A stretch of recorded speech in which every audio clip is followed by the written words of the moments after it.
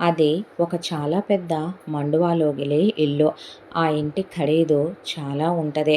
నగిషీలు చెక్కి పాతకాలంలో అయినప్పటికీ కూడాను ఖరీదైనటువంటి చలువరాళ్ళు పరిచి ఇల్లంతా కూడా చాలా ఫైనెస్ట్ కలప వాడి కట్టినటువంటి ఇల్లదే. ఆ ఇంటి బయట అలా కూర్చొని రామ్ ఏదో పొలం పనులకు సంబంధించిన లెక్కలు చూసుకుంటున్నాడు. ఈలోపు తల్లి బాలా త్రిపుర సుందరి లోపల నుంచి రాముడు రాముడు అంటే ఆ అమ్మ అంటే అన్నం తిందాం రాయ్యా, పొద్దు చూడు ఒక్కసారి, ఏంట్రా పనిలో పడితే ఆకలి ధ్యాస తెలియదేమిటి నాయనా అనేసరికి వస్తున్నానమ్మా అని రామ్ లోపలికి వచ్చాడు. వచ్చేసరికి ఎప్పుడు చూసినా అయితే పొలం పనులు అంటావు, లేదా లెక్కలు చూసుకోవటం అంటావు. కాదమ్మా, ఎరువులు తెచ్చాం కదా, ఒకసారి లెక్క రాసేసుకుంటే అన్నీ క్లియర్గా ఉంటాయని. సరే లేరా, సొంత వ్యవసాయానికి కూడా అంత కంగారు పడిపోవాలేమిటి అని తల్లి అన్న మాటలకి నవ్వుకుంటూ రామ్ ముందు నాన్నగారికి రెడీగా ఉందా భోజనం అన్న తర్వాత రెడీగానే ఉంది అన్నాక, ఈరోజు ఏమేం స్పెషల్స్ చేసావమ్మా అని డైనింగ్ టేబుల్ మీద ఈ చివరి నుంచి ఆ చివరి దాకా డిష్యులన్నీ సర్దుంటే, ఏదో లేరా 2 రకాల రోటి పచ్చళ్ళు, పప్పుచారు, రసము, ఎప్పుడూ ఉండేదే పెరుగు, అప్పడాలు, వడియాలు, చల్లమిరపకాయలు, ఏదో 2-3 రకాల పొడులు, 2 రకాల జాడీ పచ్చళ్ళు, 2 రకాల నాన్ వెజ్లు, 2 వేపుళ్ళు, ఒక పప్పుకూర ఏదో చేయించానులే నాయనా అన్న తర్వాత, సరేలే అమ్మ అని ఒక ప్లేట్ తీసుకుని ఆ ప్లేట్లో అన్నీ వడ్డించుకొని అమ్మ స్వీట్ ఇవ్వు అని పెట్టిన తర్వాత, వెళ్ళి పెట్టేసి వస్తానమ్మా అంటే, మంచినీళ్ళు మర్చిపోయావురా గొంతు పట్టేస్తే అనేసరికి, మర్చిపోయానని మంచినీళ్ళు కూడా తీసుకుని ఆ పాట అవి 2 పట్టుకుని పైన డాబా మీదకి వెళ్ళాడు. వెళ్ళి డాబా మీద అలా పెట్టి దండం పెట్టుకొని కిందకి దిగి వచ్చాడు. ఏరా వచ్చి ముట్టిందా కాకి అంటే, పెట్టగానే తింటాయిగా అమ్మ, రోజు మళ్ళీ అడుగుతావే, ఆ మనిషికి ఆత్మశాంతి కలగాలి, ఆయన్ని మనం మర్చిపోలేదనే, ప్రతిరోజు ఆయన్ని మనం జ్ఞాపకం ఉంచుకుంటున్నామనే, ఆయన ఎక్కడున్నా ఆయన మనతోనే ఉన్నాడని మీ నాన్నకి గుర్తుంటుందంటావురా అంటే, అమ్మా అనేసరికి కళ్ళల్లో నుంచి వస్తున్న కన్నీళ్లు తుడుచుకొని సరేలే అన్నాక, మరి ఈరోజు భోజనం ఇచ్చేసావా అంటే, పంపించేశానయ్యా, ముందు వండంగానే మన్న కూడా ముట్టుకోవద్దంటావుగా నువ్వు 2 మనుషులకు పంపమంటావు కదా, 2 మనుషులకు పంపించాను. దాంతోపాటు నువ్వు వీధి కుక్కలకు పంపించమంటావు కదా, రోజు చెప్పినట్టే ఒక 50 వీధి కుక్కలకే వండిచ్చి పాలేరుకిచ్చి ఎప్పుడో పంపించేశానయ్యా అన్నాక, సరేలేమ్మా, పుణ్యాలు మనం కోట్లు పెట్టో లేదంటే ఆర్ఫన్లకి లక్షల్లో డొనేషన్లు ఇస్తేనో రావో, మనం మంచి మనసుతో ఆకలితో ఉన్నాను అన్న వాళ్ళకే మనం పడేసే వేస్టేజ్ అంత ఉండదమ్మా. ఓ పిడికెడు ముద్ద పెడితే అది పెట్టగలిగిన స్తోమత భగవంతుడు మనకిచ్చాడు కాబట్టి, దాంతోపాటు నోరులేని మూగజీవాలు అందరూ చీఛా అని విదిలించే, కాలుతో తన్నే, రోడ్డు మీద ఉండటానికి షెల్టర్ కూడా లేక, పడుకోవటానికి ప్లేస్ కూడా లేక, తినటానికి తిండి తాగటానికి నీళ్లు లేక వీధి కుక్కలు నానా బాధ పడుతూ ఉంటాయి. వాటికి అంత ముద్ద పెట్టి గుక్కెడు నీళ్లు పోస్తే ఆ పుణ్యం ఎవరికే. నువ్వు ఏ మంచి పనులు చేయట్లేదయ్యా, పొద్దున్న లేస్తావు, పక్షులకి ధాన్యం పెడతావు, వాటికి మంచినీళ్ళు పోసొస్తావు, మీ నాన్న జ్ఞాపకంగా ప్రతిరోజు తీసుకెళ్ళే పైన ఆయనకని మనం వండుకున్నవన్నీ భోజనం పైన పెట్టొస్తావు. దాంతోపాటు ప్రతిరోజు 2 మనుషులకి భోజనం పంపి ఆకలితో ఉన్న వాళ్ళ కడుపు నింపుతావు. గొప్ప కొడుకుని కన్నాడురా మీ నాన్న అనేసరికి, నాకు ఆకలేస్తుంది, పొగడ్తలతో కడుపు నిండదులే కానీ భోంచేద్దామా బాలా త్రిపుర సుందరి గారు అంటే, సుందరిరా అనేసరికి, అమ్మ నాన్న నిన్నేమని పిలిచేవాడే, ఏమని, ఉదయం పూటేమో సుందరి అంటాడు, రాత్రిపూటేమో బాల అంటాడు, ముద్దొస్తే తిప్పులాడి త్రిపుర సుందరి అని నవ్వుతాడు అనేసరికి, నవ్వుకుంటూ ఇద్దరు కూర్చొని అలా మాట్లాడుకుంటూ భోంచేస్తూ ఉండగా ఆపకుండా ఫోను మోగుతోంది. దాంతో పెద్దావిడ ఫోన్ తీసుకొని హలో అనగానే అవతల నుండే అమ్మా నేనేనమ్మా అనే గొంతు వినపడేసరికి ఆవిడ కళ్ళల్లో నుంచే కన్నీళ్లు బొటబొట కారిపోయే ఆవిడ తింటున్న కంచంలో పడ్డాయి వెళ్ళ కన్నీళ్ళు. అమ్మా వింటున్నావా నేనేనమ్మా అంటే ఆవిడ మనసు బాధతో ఒక్కసారిగా జరిగిపోయిన జ్ఞాపకాలన్నీ గుండెల్లో తిరిగి రగులుతున్నట్టుగా బద్దలయ్యే అగ్నిపర్వతాన్ని తొక్కిపెట్టేస్తూ అందావిడ. అన్న తర్వాత అమ్మా నీకు ఒక అడ్రస్ పంపిస్తాను. ఆ అడ్రస్‌కి ఈరోజు రాత్రికల్లా నువ్వు తమ్ముడిని తీసుకొని చేరుకోమ్మా. నేను చాలా పెద్ద తప్పు చేశాను. నేనిప్పుడు వాటన్నిటి గురించి మాట్లాడే స్థితిలో లేనమ్మా. నువ్వు ఏం చేస్తావో, ఎలా చేస్తావో తెలీదు. నువ్వు రామ్మా. నాన్న చనిపోయినప్పుడు కూడా నేను రాలేదు. నేను రాలేదనే బాధ, కోపం నీలో ఉండొచ్చు. అవేవి మనసులో పెట్టుకోకుండా నువ్వు రాకపోతే నీకు నీ కూతురు, నీ మనవరాలు ప్రాణాలతో దక్కరమ్మా. నీ కాళ్ళు పట్టుకొని దండం పెడతాను, అడుక్కుంటున్నాననుకొని రామ్మ తమ్ముణ్ణి తీసుకొని అని ఫోన్ పెట్టేసింది అవతల వైపు నుంచి కూతురు. దాంతో ఎవరమ్మా ఏమైంది అని అడిగితే మీ అక్కయ్యరా అనేసరికి అక్క అన్నాడు రామ్. అన్న తర్వాత ఆవిడ అన్నం పళ్ళెంలో చేయి కడిగేసింది. ఏమైందమ్మా అన్న తర్వాత ఏదో ప్రాణం మీదకి వచ్చిందంట, అదే దాని కూతురు చచ్చిపోయేటట్టు ఉన్నారంట, ఏదో ఆపదలో ఉన్నారంట, కారు కట్టించయ్యా వెళదాం, కారు తాళాలు నువ్వే తీసుకో, డ్రైవర్ వద్దని చెప్పు, మనమే డబ్బులు ఇచ్చేద్దాం అని చెప్పంటే అలాగేనమ్మా అన్న తర్వాత ఆవిడ లేచి ఫోన్లోకి అడ్రస్ మెసేజ్ వచ్చిందేమో చూడయ్యా అంటే వచ్చిందమ్మా, లొకేషన్ కూడా వచ్చింది అన్నాడు రామ్. అన్న తర్వాత సరే పదయ్యా వెళదామని చెప్పి ఆవిడ వెంటనే ఇంటికి తాళాలేసి పని వాళ్ళని పంపించేసి బయట పని వాళ్ళని వాళ్ళ పని వాళ్ళు చేసుకోమనమని చెప్పి కొడుకు కారు తీసుకొని రాగానే ఆవిడ కారులో ఎక్కేసి బయలుదేరుతుంటే రామ్ కారు డ్రైవ్ చేస్తూ తల్లి వైపు అలా చూస్తున్నాడు. అమ్మకి జరిగిపోయిన గతమంతా గుర్తొస్తున్నట్టుంది. మాట్లాడటం పద్ధతి కాదని రామ్ కాన్సన్ట్రేషన్ డ్రైవింగ్ మీద చేసేసరికి ఇక బాలా త్రిపుర సుందరి మనసు ఒక్కసారిగా కొన్ని సంవత్సరాల వెనక్కి గతంలోకి వెళ్ళిపోయింది.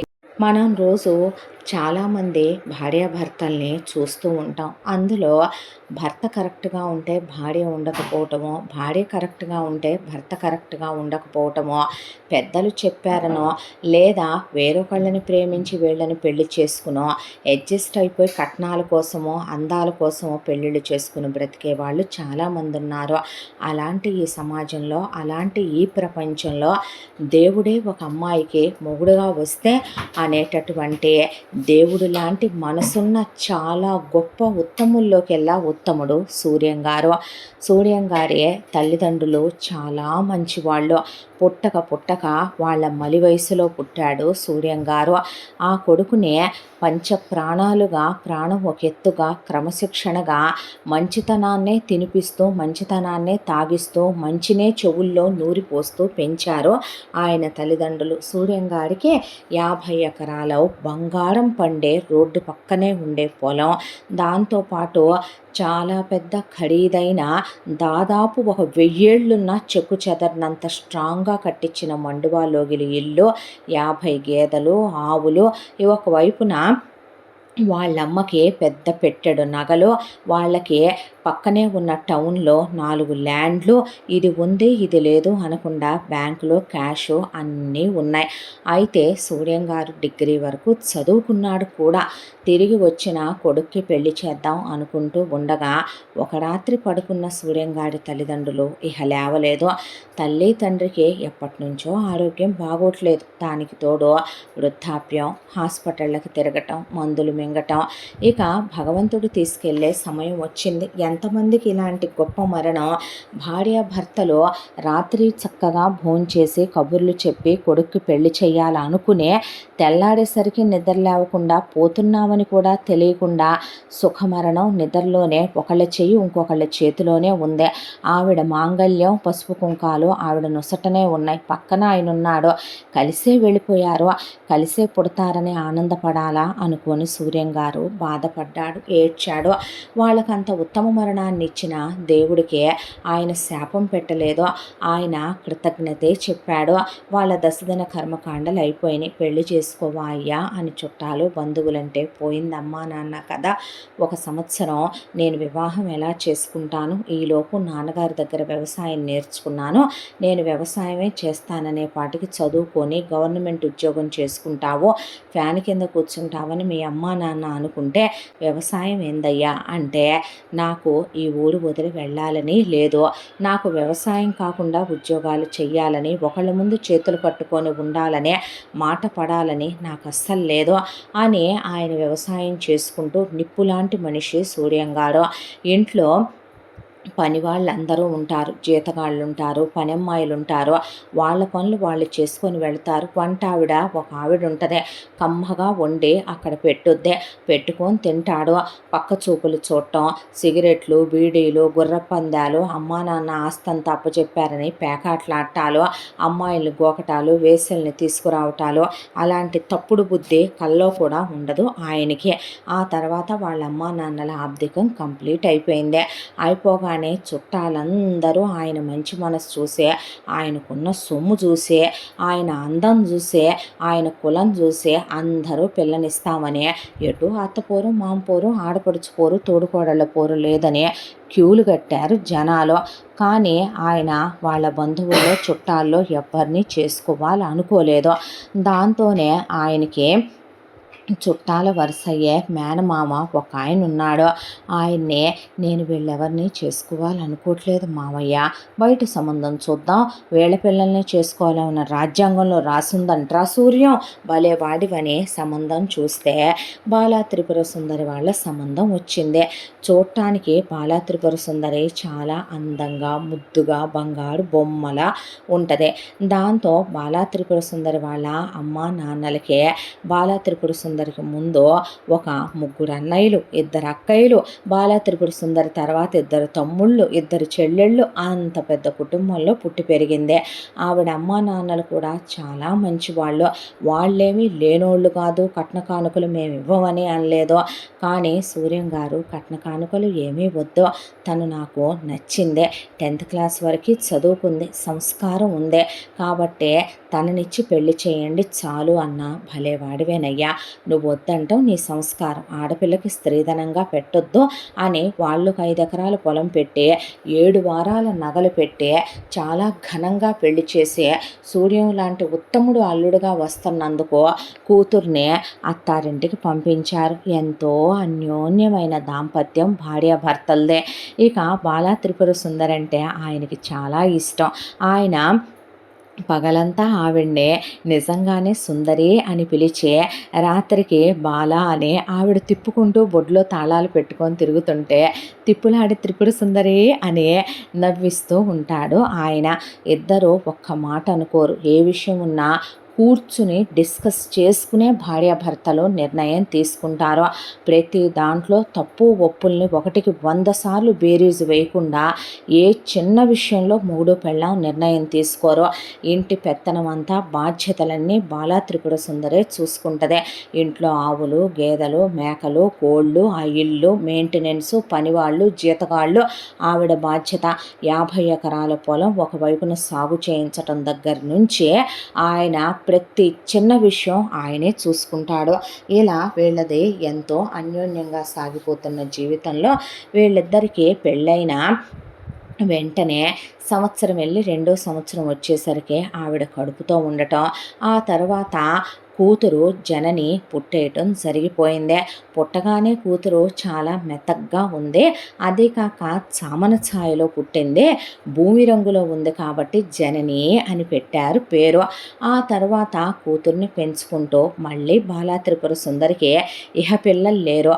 ఇలా కూతుర్నే ప్రపంచం అనుకొని లోకం అనుకొని ఒకవైపున ఆయన పొలం పనులు చేయిస్తూ, ఒకవైపున క్యాష్గా, ఒకవైపున ఆయన డబ్బులు దాయటం రాయటం మొదలుపెట్టే చాలా తెలివైన వాడు, ముందు చూపు గలవాడు సూర్యంగారు. ఆయన తెలివితేటల్ని అంచనా వేయాలంటే అది ఎవడి వల్ల కాదు. అసలు ఆయన చేసేది ఏదైనా ఎవరికీ చెప్పే అలవాటు ఆయనకుండదు. ఎవరు ఏం చెప్పినా వింటాడు. అందులోంచి మంచి మాత్రమే తీసుకుంటాడు. బాలా త్రిపుర సుందరి అంతే. ఎవరు ఏం చెప్పినా వింటది. అందులో నుంచే కరెక్ట్ అనిపిస్తే తీసుకుంటుంది. లేదంటే అవతల వాళ్ళని హర్ట్ చేయదు. దాన్ని వాళ్ళు ఫాలో అవ్వరు. కూతుర్ని ఎంతో పద్ధతిగా సంస్కారంతో పెంచుకొచ్చారు. ఇక కూతురు విషయం దగ్గరకు వచ్చేపాటికి 10th అయిపోయింది. కూతురు పెద్ద చదువరేం కాకపోయినా బాగానే చదువుద్దే. అంతాలోపు నాట్యం సంగీతం నేర్పించారు. వంట వార్పు ఇంటి పనులు పద్ధతిగా పెంచి అన్నీ నేర్పించారు. వాళ్ళలానే కూతురికి శాసనాలు, కూతుర్ని పంజరంలో పెట్టి పెంచటాలు, తలొంచుకునే బ్రతకాలంటాలు ఇలాంటివి ఏమీ లేవు. స్వతంత్ర భావాలతోనే ఆడపిల్లైన కూతుర్ని పెంచుకొచ్చారు. ఆ తర్వాత కూతురికి 18 సంవత్సరాల వయసు వచ్చింది. అప్పుడు ఒక రోజున బాలా త్రిపుర సుందరి ఉన్నట్టుండి కళ్ళు తిరిగి పడిపోయింది. ఏమిటా విశేషం అని చెప్పి చుట్టూ అమ్మలక్కలందరూ గుమ్ముగూడితే, ఓ సోసి మళ్ళీ మీ ఆవిడ నీళ్లు పోసుకుందయ్యా అంటే, నీళ్ళకేమైంది, రోజుకి 2 సార్లు 3 సార్లు పోసుకుంటానే ఉంటుందిగా పిన్ని అంటే, ఓ సోసి సూర్యం నీ సరసానికి ఏమైందిలే కానీ నీ పెళ్ళాంతో రాత్రులు నువ్వు వాడే సరసానికి నీళ్లు పోసుకుంది నీ పెళ్ళాం అనేపాటికి, ఏంటి అన్నాడు ఆయన. అనేపాటికి చుట్టుపక్కల వాళ్ళందరూ ఓహో అని ఆయన స్నేహితులు, మామూలోడివి కాదురా, 40లో కూడా మొత్తానికి ఆ ఆ అనే పాటికి ఆయన తల పట్టుకొని కూర్చొని, సుందరి అంటే ఆ అనేసరికి సుందు, ఈ ఏజ్లో నాకు నాన్న అనిపించుకోవటం ఏమన్నా పద్ధతిగా ఉంటుందా? తాత అనే వయసు వచ్చేసింది నాకు. అమ్మాయికి ఒకవైపున ఇంటర్మీడియట్ అయిపోయి సంబంధాలు చూసుకుంటున్నాం. ఇప్పుడు మనకి పిల్లలేంటి, కడుపు తీయించేసుకోరాదు అంటే, ఇది ఇంకా బాగుందే, నీకేమంత వయసు అయిపోయింది, నాకేమంత వయసు అయిపోయింది, పెళ్ళప్పుడు నాకెంత వయసు నీకెంత వయసు, చాలేవయ్యా ఎందుకు తీయించుకోవాలి కడుపు. ఒకప్పుడు వయసు మరలిపోయిన వాళ్ళు కూడా పిల్లల్ని కనేవాళ్ళంట.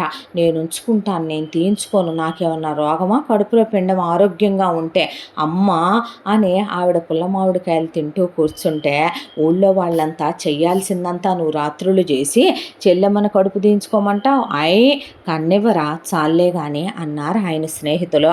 ఆవిడకి పుట్టింటి వాళ్ళు వచ్చి సీమంతం చేస్తే, చూడండి మావయ్య, నలుగురు నా గురించి ఏమనుకుంటారు, ఏంటల్లుడు అనుకునేదే, మనం మగాళ్ళం, నువ్వు మగాడిని అనుకోవాలి, మేసం మెలే అల్లుడు, తొడగొట్టు ఎవడికుందే అంత మగతనం, ఎవడికుందే పెళ్ళానికి ఇప్పుడు కూడా గర్భం తెప్పించగలిగినంత మగసిరే, అలా అనుకుంటే నేను నా పెద్ద కొడుకు పెళ్ళైపోయి నా పెద్ద కోడలు కడుపుతో ఉంది, మీ అత్తయ్య కడుపుతో ఉంది, అలా అనుకుంటే దానికేమంటావు, అంతమందిని కల్లా మరి నేను, చాలే ఊరుకోవయ్యా, అలా అనుకుంటే మీ అత్తయ్య ముడుసుకుపోద్దే, మీద చెయ్యేస్తే ఇప్పుడుకి సిగ్గేదానికి, అలాగని నేను దగ్గరికి తీసుకోలేదా, కాపురం చేయలేదా, వీళ్ళందరినీ పిల్లల్ని ఎంతమందిని కానలేదా అనేపాటికి సూర్యం గారు నవ్వుకొని సిగ్గుపడిపోతే మొహానికి చెయ్యడ్డం పెట్టుకొని, చూడు నాన్న ఎలా అంటున్నాడో అంది సుందరి. అన్న తర్వాత, అల్లుడు అమ్మాయిని తీసుకుపోయామా అంటే, అత్తయ్య పిల్లకి సంబంధాలు చూస్తున్నాము, ఇప్పుడు తను లేకపోతే ఎలా, నీ కూతురికి నువ్వు సంబంధాలు చూసుకోవటానికి మా కూతురికి మేము పురుడు పోసుకోవద్దు, పుట్టింటి సెలవు ఉండొద్దు, భలేవాడివేనయ్యా నువ్వు అన్నాక, 7వ నెలలో పంపిస్తానులే, మళ్ళీ పెళ్ళాన్ని వదలవు, మళ్ళీ పెళ్ళాం కావాలి, పిల్లలు వద్దంటే ఎట్టగా, ఏమో ఈసారి వారసుడు పుట్టొచ్చునేమో ఎవరికి తెలుసనే అల్లుడు కూతుర్ని వదలడం తెలిసి ఇక వాళ్ళు ఆవిడకి 7వ నెల నిండే టైంకి తీసుకెళ్లారు. అలా 9వ నెల వచ్చేసరికి పరిగెత్తుకుంటా హాస్పిటల్ దగ్గరికి వెళ్ళేసరికి ఆవిడ బాబుని ప్రసవించింది. ఎంతో అందంగా బొమ్మల ముద్దుగా చాలా బాగున్నాడు కొడుకు. అది ఆరోగ్యంగా పుట్టాడు కొడుకు. పిల్లాడిని అలా చేతిలోకి తీసుకున్న సూర్యం గారు, ఎంత బాగున్నావయ్యా, రాముళ్ళా ఉన్నావురా, నీ తేజస్సు చూస్తే అనేపాటికి, ఆ పేరే పెట్టేస్తే పోలా అల్లుడు, రామనే పెడదాం అని చెప్పి రామ్ అని పేరు పెట్టుకున్నారు. ఆ తర్వాత పిల్లాడిని తీసుకొని పిల్లాడిని ఎత్తుకొని ఆవిడ తిరిగి ఇంటికి వచ్చేసింది. వచ్చిన తర్వాత సూర్యం గారు వాళ్ళు ఇక కూతురికి పెళ్లి సంబంధాలు చూడాలి కాబట్టి, మరి మనవణ్ణి ఎత్తుకున్నట్టు ఉంటుందంటావా సుందు అంటే, చాలే ఊరుకోండి, ఏం మాటలవి, పిల్లాడిని ముద్దు చేసి దగ్గరికి తీసుకోక అనేసరికి ఆయన ప్రపంచం పిల్లాడైపోయి పిల్లాడితో ఆడుకుంటూ పెళ్ళిళ్ళ పేరయ్య గారిని పిలిచి, చూడండి పేరయ్య గారు, అబ్బాయి వాళ్ళు కోటీశ్వర్లు కాకపోయినా పర్వాలేదు, అబ్బాయి వాళ్ళ కుటుంబం చాలా మంచిదవ్వాలి, అబ్బాయి చాలా చాలా మంచోడవ్వాలి, అబ్బాయి చూడటానికి బాగుండాలి, సంస్కారం అనేది ఒకటి ఉండాలి, భార్యని కొట్టడం తిట్టడం కోడళ్ళని ఆరళ్ళు పెట్టే కుటుంబాల్లోకి నేను ఇవ్వాలనుకోవట్లేదు, వాళ్ళు నన్ను ఎంత కావాలని డిమాండ్ చేయకూడదు, కానీ నా పిల్లనైతే నేను ఒట్టి చేతులతో పంపించనని మీకు తెలుసు, మంచి సంబంధం చూడండి పేరయ్య గారు అంటే, అయ్యో మీరు చెప్పాలా సూర్యం గారు అని వెళ్ళిన ఆయన ఒక వారం రోజుల్లో కొన్ని ఫోటోలు తీసుకొచ్చి సూర్యం గారికి సుందరికి ఇచ్చాడు. ఇస్తే వాళ్ళిద్దరూ ఫోటోలు మనం కాదు కదా చూడాల్సిందే, అమ్మాయి కూడా ఉంటే బాగుంటుందనే దాంతో పేరయ్య గారు నేను నచ్చిన వాళ్ళే పక్కన పెట్టి ఉంచుతాను, మీరు మళ్ళీ రండి అంటే, సరే బాబు అని ఆయన వెళ్ళిపోయాక అమ్మ జనని అంటే, ఆ నాన్న అన్నాక ఇట్రా పేరయ్య గారు పెళ్లి కొడుకులు ఫోటోలు తీసుకొచ్చారు అమ్మ నేను చూస్తున్నాము, నువ్వు కూడా ఒకసారి ఫోటోలు వెనకాలే డీటెయిల్స్ ఉన్నాయంట, వాటిల్లో నుంచే ఒకసారి నువ్వు కూడా చూద్దు కానీ నీకు నచ్చిన వాళ్ళని చేసుకుంటేనేగమ్మా నువ్వు సంతోషంగా ఉంటావు అనే కూతురు నిర్ణయానికి పెద్దపీట వేసి కూతుర్ని కూడా రమ్మనమని పిలిచే తల్లిదండ్రులు వాళ్ళు. అలా కూతుర్ని కూర్చోబెట్టి ఒక్కొక్క ఫోటో వాళ్ళిద్దరూ చూస్తూ కూతురు చేతికి ఇవ్వటం మొదలుపెట్టారు.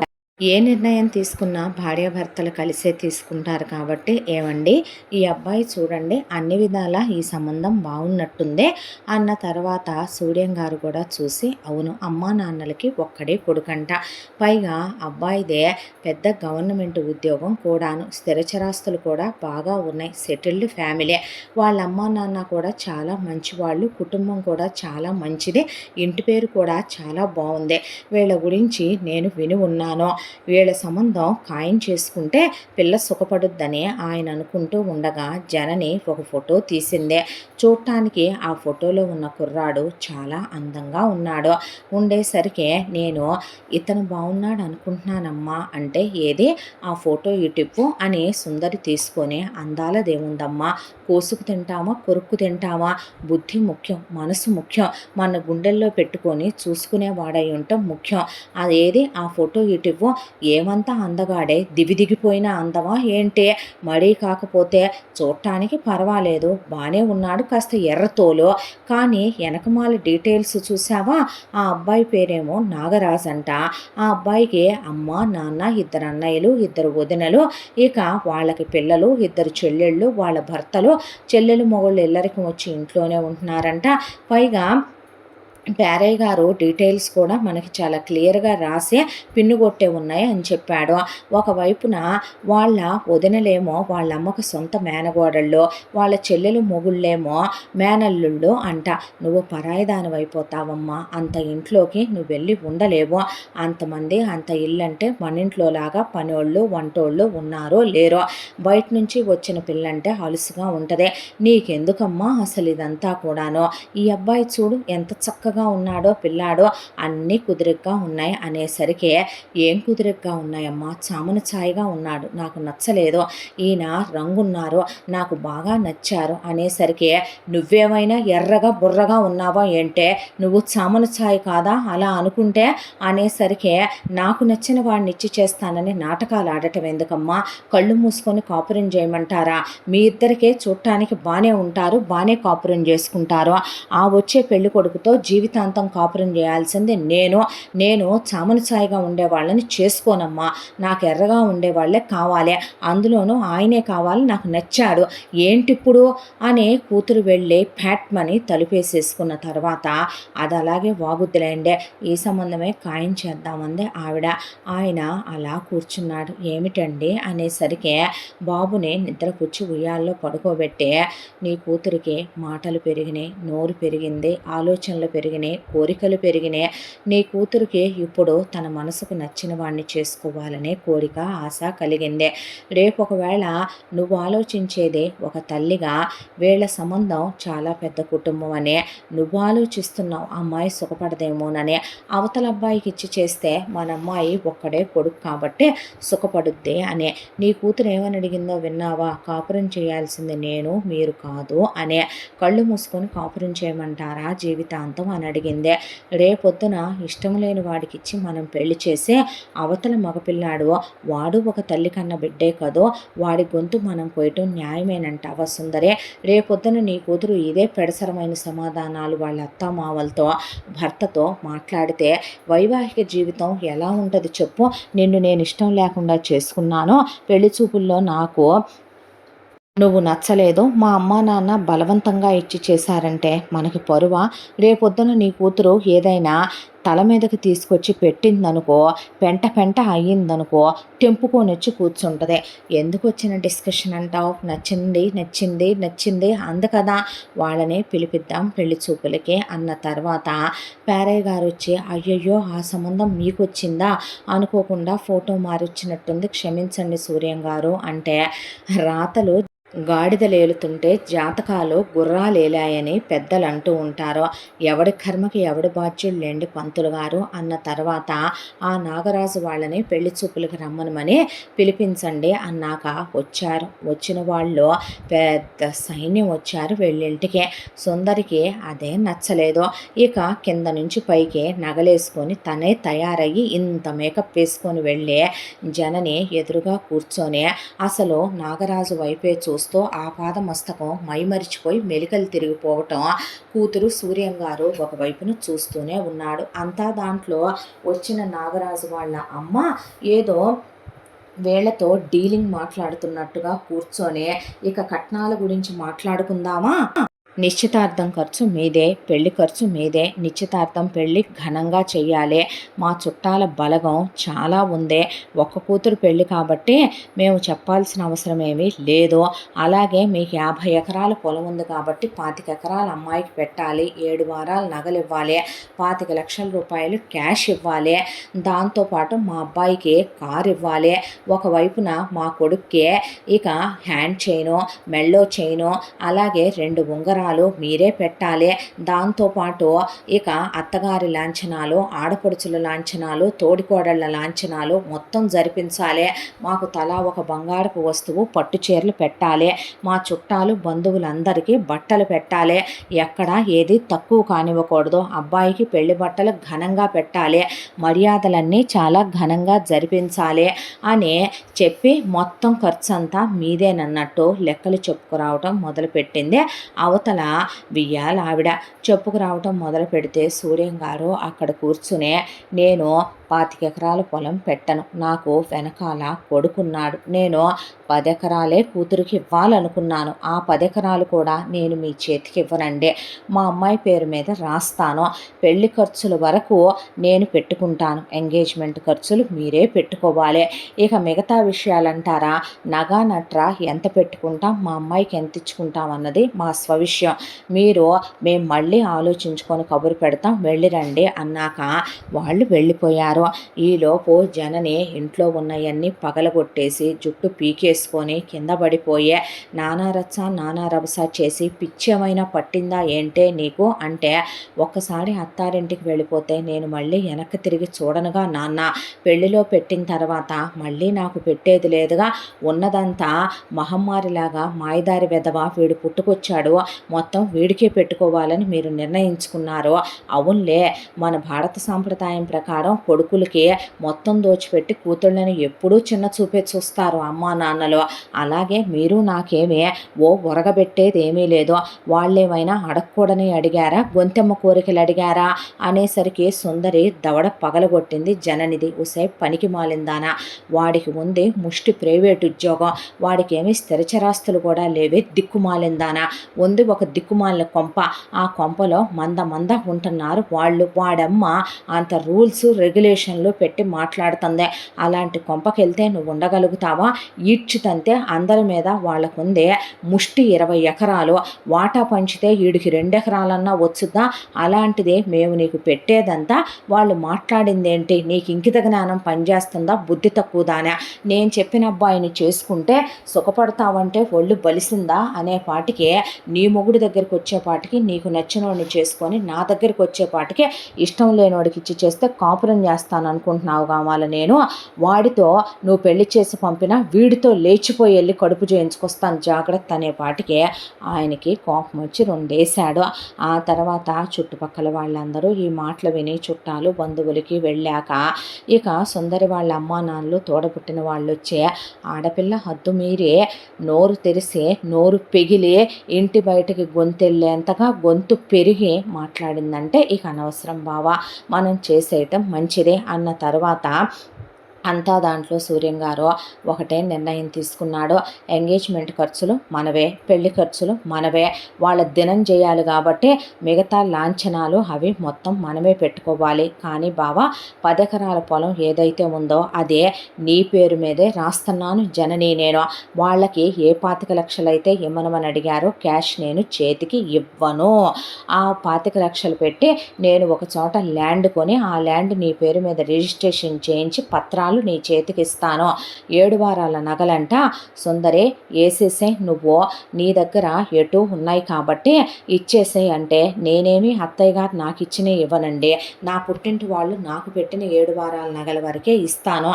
నా దగ్గర అత్తయ్య గారు నాకు ఇచ్చిన నగలు రేపు నాకు కోడలు వచ్చుద్ది, నేను వేసుకున్నన్నాళ్ళు నేను వేసుకోవాలి, నా కోడలికి ఇచ్చేసుకుంటాను నేనవి అన్నది ఆవిడ. అన్న తర్వాత అన్న మాట ప్రకారమే వాళ్ళన్నట్టే గ్రాండ్గా ఎంగేజ్మెంట్లో, ఆ తర్వాత పెళ్లి ఏర్పాట్లు, ఆ తర్వాత కూతురికి 7 వారాల నగలు ఒంటి మీద వేయటం, ఆ తర్వాత ఒకవైపున అల్లుడికి కారు ఇచ్చేసేయటం, స్థలం పేపర్లో ముందే అప్పచెప్పేసేయటం, ఆ తర్వాత 10 ఎకరాల పొలం కూతురు పేరు మీద పెట్టడం, ఇవన్నీ టకటకటక అన్నీ జరిగిపోయే. ఒకవైపున పెళ్లి తంతు రానే వచ్చింది. పెళ్ళి జరిగిపోయి తాళి కట్టి కరెక్ట్గా అలా ఒక అరగంట అయింది. ఇంకా అప్పగింతలు కూడా కంప్లీట్ అవ్వలేదు. హడావిడిగా ఉన్నారు మండపంలో. ఈలోపు జనని వాళ్ళ అత్తొచ్చే ఒక రోడ్డు సైడు జనాలు కూడా దిగజారిపోయిన వాళ్ళు కూడా అంత హీనంగా మాట్లాడరేమో సుందరి దగ్గరకు వచ్చి, ఏంటే నువ్వేంటి ఈ పెట్టిపోతలేంటే పనికి మాలిందానా అనే పాటికి ఆవిడకి అసలే రోషం పౌరుషం ఉన్న మనుషులు వాళ్ళు. ఏంటి అని ఆవిడ అనే పాటికి ఏంటేంటేంటేంటేంటే నేను మగపిల్లాడి తల్లిని, తగ్గి మాట్లాడాలి నువ్వు అనేపాటికి దేనికి తగ్గాలి నేను అనేసరికి ఆవిడ పుట్టింటి వాళ్ళందరూ వచ్చి నుంచొని దేనికి తగ్గాలి మమ్మాయి అనేసరికి దేనికి తగ్గటం ఏంటి, ముష్టిదే, మాకు పట్టు చీరలు పెట్టమంటే ఇది ఇమిటేషన్ చీరలు పడేసిందే, ఇది మాకు బంగారు నగలు పెట్టమంటే రాగి వాటి మీద బంగారు పూత పోయించి ఇచ్చిందే అనేపాటికి నా ఇంట వంట నా పుట్టినింట మెట్టినింట కూడా అలాంటి అలవాట్లు లేవు, పిచ్చి పిచ్చిగా మాట్లాడావంటే మర్యాద ఉండదు అనేపాటికి ఆవిడ ముఖం మీద విసిరి కొట్టింది. ఆ పక్కనే ఏదో ఉంటే జనని అత్తగారు. దాంతో ఆవిడకి కోపం వచ్చి, మనిషివా పశువ్వా నువ్వు, పెళ్ళయి పచ్చటి పందిట్లో ఉన్నాము, ఏది పడితే అదే దిగజారిపోయి మాట్లాడకని ఆవిడ అనేసరికి ఏంటి అని ఆవిడ మీద చెయ్యెత్తేసరికి వియ్యపురాలు అయిపోయావని ఊరుకుంటున్నాను, తను నా భార్య, నీ ఇష్టం వచ్చినట్టు ప్రవర్తిస్తే మర్యాదగా ఉండదని సూర్యం గారు చెయ్యెత్తాడు. మా అమ్మ మీదే చెయ్యెత్తుతావా అనే జనని మొగుడు నాగరాజు వెళ్ళి సూర్యం గారి కాలర్ పట్టుకున్నాడు.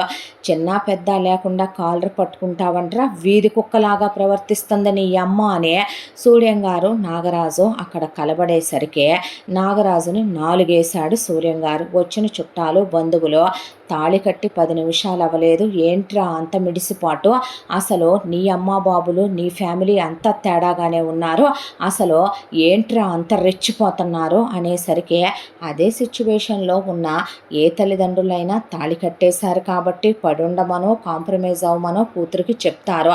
అంతా దాంట్లో సూర్యం గారు కానీ వీళ్ళ చుట్టాలు బంధువులు స్నేహితులు వద్దమ్మా, అలాంటి వాళ్ళతో పాటు నువ్వు అత్తారింటికి వెళితే సుఖపడవో ఆనందంగా ఉండవో, కట్టింది కట్టింది తాళే కదమ్మా, తాళి తీసి అక్కడ పడే. ఇప్పుడే ఈ క్షణమే నిన్ను పెళ్లి చేసుకోవటానికి చాలామంది ఉన్నారు. నా స్నేహితుల కొడుకులో లేదంటే మన చుట్టాల పిల్లలో చేసుకుంటారంటే ఏయ్యా అంటే మీ పిల్లకేం తక్కువ, బంగారం వల్లే చేసుకుంటామని అక్కడ చాలామంది రెడీగా ఉన్నా కూతురు మెదలకుండా నుంచుందే. నిమ్మకి నీరెత్తినట్టు నుంచొని మాట్లాడవేంటే అనే సుందరి అనేసరికి ఇప్పుడు నేను ఆయనకి భార్యనుగానే మీ కూతుర్ని కాదు కదా నాన్న అనేసరికి నువ్వు ముందు నాన్న కావాలో మొగుడు కావాలో తేల్చుకొని తాళి తెంచి వస్తావా రావా, నేనేమి విధవను కాదుగా నాన్న తాళి తెంచటానికే అనేసరికి అయితే ఈ క్షణమే వెళ్ళిపోవే ఇక్కడి నుంచి నువ్వు, మళ్ళీ మేము చచ్చిన బ్రతికిన మంచికి చెడుకి దేనికి నువ్వు ఈ గడప తొక్కటానికి వీల్లేదో, ఈరోజు మాకింత అవమానం జరిగినా నీకు చీమ కుట్టినట్టు లేదు అంటే మతాంధకారంతో నీ కళ్ళు మూసుకుపోయే, కన్నవాళ్ళని నువ్వు దిగజార్చి ఈరోజు వెళుతున్నావు, నీకు పుట్టిల్లే లేదు కదూ, నీ బ్రతుకు వీళ్ళు కుక్కలు చింపిన విస్తరి చేసిన రోజు ఈ అమ్మా నాన్న నీకు గుర్తొస్తారో, ఇది తండ్రి పెట్టే శాపం అనుకొని వెళ్ళని ఆయన అనేసరికి జనని ఆ రోజు మొగుడితో కలిసి వెళ్ళిపోవటం మళ్ళీ జనని ఏమైంది ఎలా ఉంది వీళ్ళకి అక్కడి నుంచి వచ్చేవాళ్ళు ఎవరో ఒకళ్ళు ఇద్దరు అప్పుడప్పుడు చెప్పేవాళ్ళు, ఇంట్లో చాకిరంతా జననే చేస్తోందని, సన్నగా అయిపోయిందని, ఎముకల గూళ్ళలాగా. తర్వాత ఎప్పటికో జననికి ఓ పిల్ల పుట్టిందని చెప్తే వెంటనే వీళ్ళు ఏ రోజైతే కూతురు అలా వెళ్ళిపోయిందో తర్వాత కోపతాపాలు తగ్గి ఒక ఫోన్ చేయకపోద్దా, ఉత్తరం రాయకపోద్దా, పుట్టింటికి రాకపోద్దా అనే చానాళ్ళు ఎదురు చూశారు. కూతురు దగ్గర నుంచి ఎలాంటి కబురు లేదో.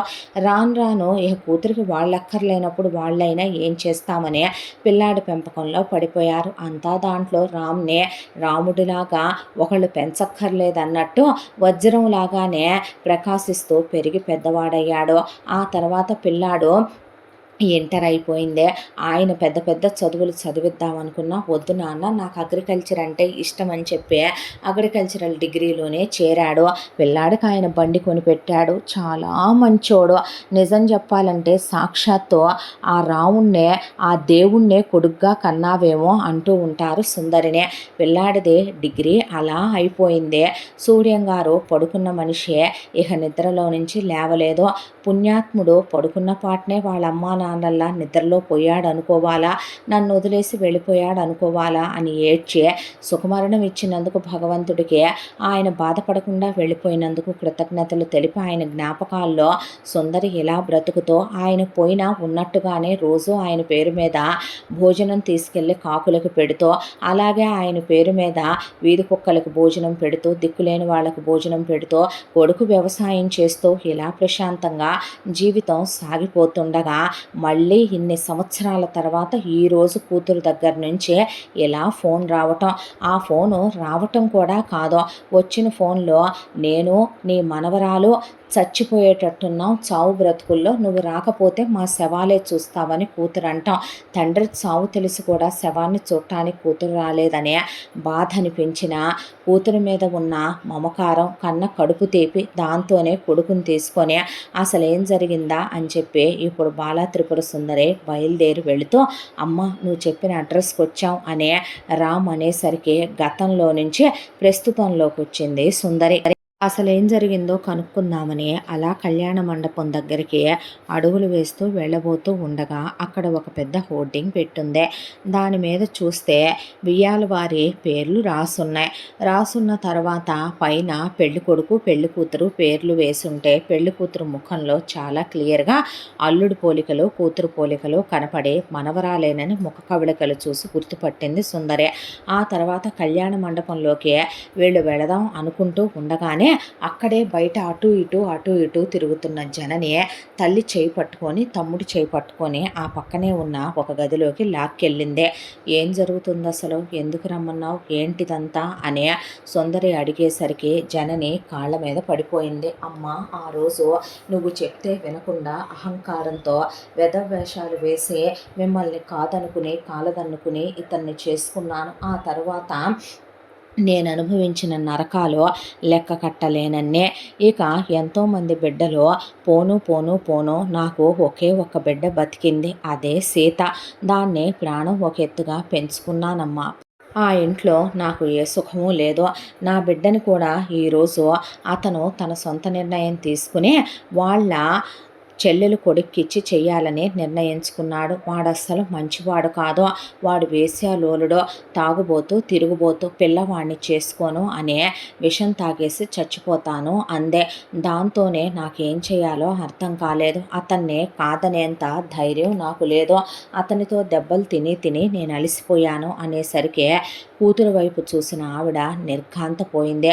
ఎముకల గూడైపోయి కళ్ళు ఎంతెంత గుంటల్లోకి వెళ్ళిపోయి గుడ్లు బయటకు వచ్చేసి చెంపలు ఇంతంత లోతులకి వెళ్ళిపోయి జుట్టంతా ఊడిపోయి చిన్న వేలు ముడేసుకొని ఒంటి మీద చీర కనపడుతుందే తప్ప ఒళ్ళంతా ఎముకలే తేలి కనపడుతూ ఏళ్ళన్నీ వంగిపోయి మనిషి కాలు కూడా ఆవుడేస్తూ అసలు ఒకవైపున రామ్ అక్కవైపు అలా చూస్తూ నిర్ఘాంతపోయారు వాళ్ళు.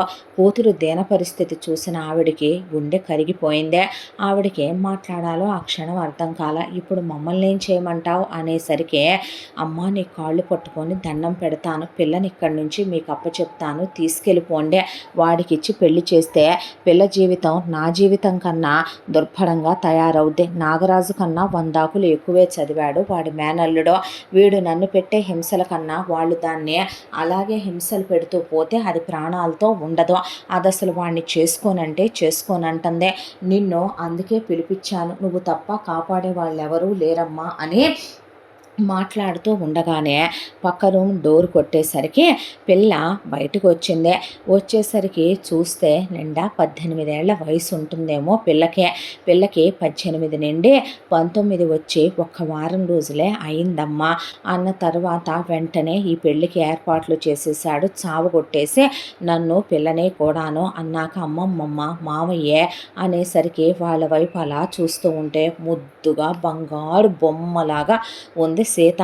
ఆవిడ మనవరాల్నే అలా చూసుకుంటూ మేనగోడల్నే అలా చూస్తూ నిలబడ్డాడు రామ్. ఆ తర్వాత ఈలోపు వీళ్ళిక్కడ మాట్లాడుకుంటూ ఉండగానే గదిలో తలుపులేసుకొని నాగరాజు వాళ్ళోళ్ళని తీసుకొని వచ్చి, ఏం గూడు పుఠానీలు చేస్తున్నావే, ఎవరిని పిలిపించావే, దాన్ని తీసుకొని పెళ్లి మండపంలోకి రాకుండా ఏం వేషాలు వేస్తున్నావే అనేసరికి తలుపులు బద్దలు కొడుతుంటే, నోరు ముయ్యవయ్యా చాలే, కానీ నీ చెల్లెలు కొడుక్కిచ్చి నా బిడ్డని పెళ్లి చేయటం నాకు ఇష్టం లేదు.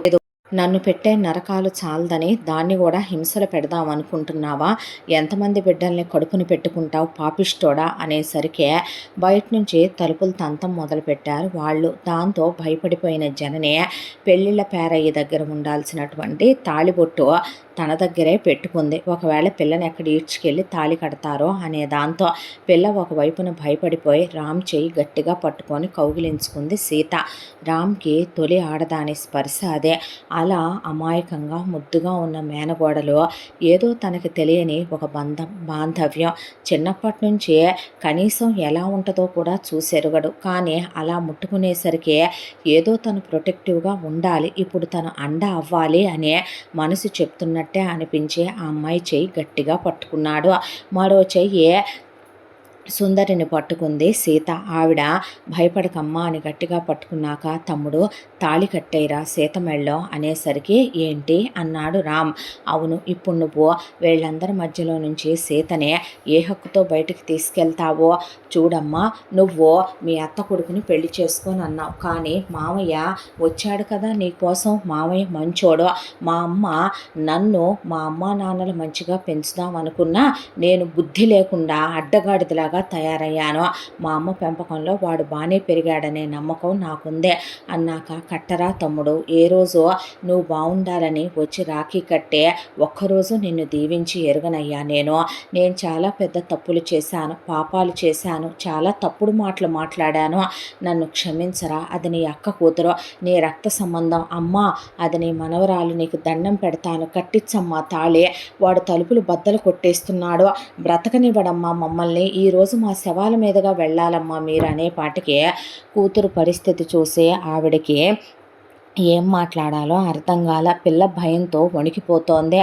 ఏదైతే అదైంది. ఆవిడ గుండె కూడా అల్లుడి మీద భగభగ మండిపోతోంది. దాంతో కట్టేయి నాన్న తాళి అంది రామ్నే.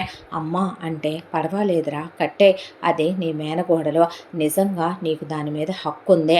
ఏమ్మా మావయ్యని పెళ్లి చేసుకోవటం నీకు ఇష్టమేగా అనేసరికి ఆ పిల్ల అలా నుంచోనే దానికేం తెలుసులే కానీ కట్టే మెళ్ళో తాళి అని రామ్తో సీత మెళ్ళో తాళి కట్టించేశారు. ఈలోపు తలుపులు బద్దలు కొట్టుకొని నాగరాజు రావటమే సుందరి మీదకు వచ్చి ఎంత దమ్ము ఎంత ధైర్యం ఉంటే దాని మెళ్ళో తాళి కడతావని తాళి తెంచబోతుంటే విరిచేయి నాన్న చూస్తూ ఊరుకుంటావేంట్రా వాణ్ణి అనేసరికి పడేసి తుక్కు కింద ఉతికాడు రామ్. ఉతికిన తర్వాత రే నాగరాజుగా నాగుపాములాగా నువ్వు అడ్డమైన తంత్రాలు పన్నితే ఆ రోజున సాగిపోయిందేమో. ఈరోజు అది నా మనవరాలు, వాడి పెళ్ళం, నా ఇంటి కోడలో మెడకాయ తీసేయించుతా నా కొడుకుతో. మా ఆయనంత సాఫ్ట్ కాదురా నా కొడుకు. వెధవేషాలు వేశావంటే బొందిలో ప్రాణం ఉండదు జాగ్రత్త అన్న తర్వాత పదమ్మ జనని వెళదాం అందావిడ. అంతా దాంట్లో రామ్మ అంది పిల్ల. అక్కయ్య పద వెళ్ళిపోదాం అన్నాక జనని అలాగే నుంచుంటే రాక్కయ్య అన్న తర్వాత లేదురా ఈ జన్మకే ఆ కట్టెతోనే నేను కాలిపోవాలి. ఇది పతివ్రత ధర్మం. తప్పు చేసినా కొట్టినా తిట్టినా హింసలు పెట్టినా ఆయనతోనే నేనుండటం ధర్మం అనేసరికి లాగి చెంప మీద కొట్టి కొన్ని కుక్క బతుకులు ఎంతేనే మారవో థూ అనేసి పదరా నువ్వు నీ పెళ్ళాన్ని తీసుకొని అనే పందిట్లో ఉన్న అందరు ముందు నుంచే ఆవిడ రామ్ని సీతని తీసుకొని కారెక్కేసి అక్కడి నుంచి వెళ్ళిపోయి ఇంటికి తీసుకొచ్చింది. చుట్టాలు బంధువులు చుట్టుపక్కల వాళ్ళందరూ వచ్చి అదేంది మాకు చెప్పకుండా పెళ్లి చేశావు అనేసరికి ఎవరికిచ్చి పెళ్లి చేశాను మీ తలకాయే, అదే జనని కూతురు అనేసరికి కూతురు పుట్టిందా దానికి అన్న తర్వాత పిల్ల ఎంత బాగుందే, బంగారు బొమ్మలాగుంది పిల్ల మాత్రం ఎంత చక్కగుందే, వాడి మేనగోళ్ళేగా వాడి హక్కేగా చేసుకుంటే ఏమాయా అన్న తర్వాత ఎంత ముద్దుగున్నావమ్మా, చూడనైనా చూడకపోతివేమే, చిన్నప్పటి నుంచి ఉంటే వాడు మెళ్ళ మీద ఎక్కించుకొని తిప్పునేమో కదవే, మావయ్యనే పెళ్లి చేసుకొని వచ్చావా అమ్మా అని వాళ్ళంతా చాలా అపేక్షగా పలకరించాక మరి పిల్లాడికి ఎంతటితోనే పెళ్ళైపోయినట్టు ఇది చేస్తే ఎట్టాగా, వ్రతం పెట్టుకోవద్దు మన ఊళ్ళో అనేసరికి చాలా గ్రాండ్గా వ్రతం పెట్టి భోజనాలు పెట్టింది సుందరే. పెట్టిన తర్వాత శోభనం చేయవా అనేసరికి ఆవిడేం మాట్లాడలా. ఓహోహో ఇది ఇంకా బాగుందే, ఆ ఎదవన్నర ఎదవని అది చేసుకొని కావాలని పోయి అది తన్నులు తిని తిట్లు తిని అదక్కడ తిప్పలు పడతా కూర్చుంటే పిల్లనైతే గట్టునేసి తీసుకొచ్చినప్పుడు పిల్లాడిని మనుగుడుపులు చేసి కలపకపోతే ఎట్టాగా అనేసరికి అంతా దాంట్లో ఆవిడేం ఆలోచిస్తోంది, పిల్లలు ఇష్టం, ఏదో సడన్గా పెళ్ళైపోయింది కదా అని గదుల్లోకి వెళ్ళి కలిసిపోండంటే ఏం పద్ధతి, ఆవిడ బ్రాడ్ మైండెడ్, పైగా ఆవిడకి సంస్కారం ఉంది, ఎంత అమ్మమ్మైనా అత్తగారిలా మాట్లాడకూడదని ఆవిడేం అనలా. అంతా దాంట్లో చుట్టాలు బంధువులు నువ్వు ఇలా కూర్చుంటే సరిపోయిందిలే అనే పిల్లని రెడీ చేసి శోభనం గదంతా రెడీ చేసే ఒకవైపున ఆడాళ్ళంతా సీతను పట్టుకొని గదిలోకి వెళ్ళాక అట్టుండాలే పిల్ల ఎట్టుండాలే పిల్ల, అలా ఉండాలమ్మా ఇలా ఉండాలమ్మా అని ముద్దులు పెట్టి బుగ్గలన్నీ గిల్లి చెప్తుంటే మగాళ్ళంతా కలిసి రామ్కి చెప్తుంటే రామ్ ఒకవైపున తలకి చేయబెట్టుకొని నేను చదువుకొని ఏడిశాను, నాకు తెలుసు బాబాయ్, నాకు తెలుసు అన్నయ్య, నాకు తెలుసు బావా అంటే ఏంట్రా తెలిసేది, పుస్తకాల్లో చదువుకుంది వీడియోల్లో చూసింది అనుకుంటున్నా, మేము అసలు ఎక్స్పీరియన్స్ చేసిన విషయాలు అనుభవంతో చెప్తున్నావురా, ఏం చేయాలో తెలిసేంది నీకు, గదిలోకి వెళ్ళి నీకు గర్ల్ ఫ్రెండ్ ఉందా లేకపోతే ఏమైనా పంపు సెట్ల దగ్గర కక్కుర్తి పడ్డావా, నా కొడుకు రాముడో అని మెమ్మ మీ నాన్న తొక్కి నార తీసి పెంచేస్తే నిన్ను అని ఒకవైపున వాళ్ళు బుర్ర తిని గదిలోకి పంపించారు. పాల గ్లాస్ తీసుకొని సీత గదిలోకి వచ్చింది. చుట్టాలందరూ ఇక మేము వెళ్తామని చెప్పి తాంబూలాలు తీసుకొని వెళ్ళిపోయిన తర్వాత ఎందుకో సుందరికి అనుమానం అనిపించి కొడుకు బెడ్రూము కిటికీలు తీసే ఉన్నాయి. ఆ కిటికీ పక్కనే ఆవిడ అలా పడకుర్చీ వేసుకొని ఆ కిటికీలు ఆ పక్కనే అలా కూర్చుంది. ఆవిడ కూర్చునేసరికి లోపలికి వెళ్ళిన సీతనే అసలు రామ్ ముట్టుకుందాం అనుకోలా, ఫస్ట్ నైట్ చేసుకుందాం అనుకోలా, దగ్గరికి తీసుకుందాము, ధైర్యంగా ఉండమని చెప్దాము, చిన్నపిల్ల కదా అనుకుంటూ అనుకుంటూ ఉండగా పాల గ్లాస్ తీసుకొని అలా పక్కన టేబుల్ మీద పెట్టాడో లేదో, చేతులెత్తి దండం పెడుతున్నాను మావయ్య, నీ కాళ్ళు పట్టుకుంటాను, నన్ను ముట్టుకోవద్దు మావయ్య, నేను కాపురం చేయలేను మావయ్య నీతో, నేను కాపురానికి పనికిరాను మావయ్య అనే మంచానికి ఒక మూలన కూర్చుని 2 కాళ్ళు పైకెత్తి పెట్టుకొని అలా ఏడుస్తూ కూర్చుంది సీత. కూర్చునేసరికి రామ్కి ఒక క్షణం పాటు భయం వేసి దడొచ్చేసింది. దగ్గరికి రాబోతే ముట్టుకోవద్దు మావయ్య, ముట్టుకోవద్దు అనేసరికి ఇవన్నీ బయట నుంచి సుందరి వింటూనే ఉంది. అయితే నేను నిన్ను ముట్టుకోను, కంగారు పడకు, టెన్షన్ పడకు, ముందు ఏడవకు అనే కళ్ళు తుడిచాడు. తుడిచి వెళ్ళి మంచానికి వచ్చి వర్ణ కూర్చున్నాడు. కూర్చున్న తర్వాత ఏమైందమ్మా, ఏమైందిరా, ఎవరినైనా ఇష్టపడ్డావా, ప్రేమించావా, చిచ్చి నాకు మగాళ్ళంటేనే అసహ్యం మావయ్య అనేపాటికి ఆ అబ్బాయి ఉలిక్కి పడ్డాడు. ఒక క్షణం పాటు బయట ఆవిడకి కూడా దడొచ్చేసిందే.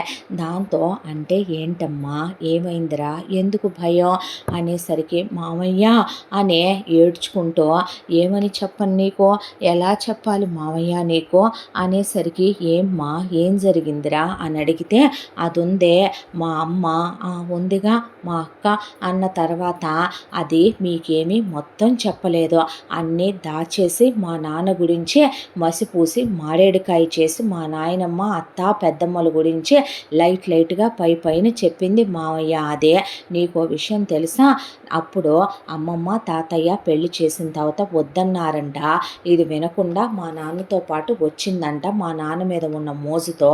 ఆ తర్వాత మా అమ్మని మా నాన్న వేశ్య కన్నా నీచంగా ఆమెని ఒక ఎంత అసభ్యంగా అంటే మావయ్య అంత అసభ్యంగా పడక గదిలో నరకం చూపించే, ఒకవైపున మా నాన్నమ్మ కొట్టేది, తాత కొట్టేవాడు, ఒకవైపున మా పెదనాన్నలు మా పెద్దమ్మలు, మరొక వైపున అత్తలు మామయ్యలు వాళ్ళ పిల్లలు, అందరికీ హీనమే మా అమ్మ. ఆ ఇంట్లో ఇంటి పని వంట పని గేదెల దగ్గర పని, దాని ఆకారం అవతారం చూసారా, అసలు దాని ఏళ్ళన్నీ ఎలా అయిపోయినాయో చూసారా, దాని ఒంట్లో ఎముకలు మొత్తం 2-3 సార్లు విరిగిపోయి కట్లు కట్టించుకొచ్చినాయి అన్నే. దానికి నాకు కడుపు నిండా భోజనం కూడా పెట్టరు మావయ్య, ఒక్క పూట భోజనం పెట్టేవాళ్ళు. మా అమ్మకి నాకు ముందు 15 కడుపులు వస్తే కడుపు మీద ఎగిరెగిరి తంతే ఆ కడుపులన్నీ సెల్ఫ్ అబోషనే అయిపోయినాయి. అలా నా అక్కలు అన్నయ్యలు ఎంతోమంది దాని పొట్టలోనే చచ్చిపోయారు. ఆ తర్వాత నేను కడుపులో ఉన్నప్పుడు కూడా కొట్టి తిట్టినా నేనేట్లో వేసినా ఎదురొచ్చే పిండాన్ని కాబట్టి మా అమ్మకి పురిటినొప్పులు వచ్చిన హాస్పిటల్కి కూడా తీసుకెళ్ళాల, వంటగదిలోనే పడి కొట్టుకొని దొడ్లో గీతలు కొట్టుకున్నట్టు ఇక ఏదో నన్ను అక్కడే కనేసిందే. ఆ తర్వాత అన్న అబార్షన్లు అవ్వటం, నేను పుట్టడంతో మళ్ళీ మా అమ్మకి పిల్లలు లేకుండా పోయారు మావయ్య. ఇక నేను పుట్టిన తర్వాత ఏ రోజు మా అమ్మని మా నాన్న మనిషిలా చూసింది లేదో. ఒకవైపున మా అమ్మ అలా నన్ను డెలివరీ అయ్యిందో లేదో ప్రతిరోజు వాడు పడగదిలోకి రావటం, ఒకవైపున నేను చంటిబిడ్డను ఉన్నానని కూడా లేకుండా నన్ను అలా తీసి కింద చాప మీద విసిరేయటం, అమ్మతో నీచంగా ప్రవర్తించటం, అలా ఆవిడ్ని సెక్షువల్ హెరాస్మెంట్లు టార్చర్లు చిన్నగా కాదు మావయ్య, అవి నేను నోటితో చెప్పలేను.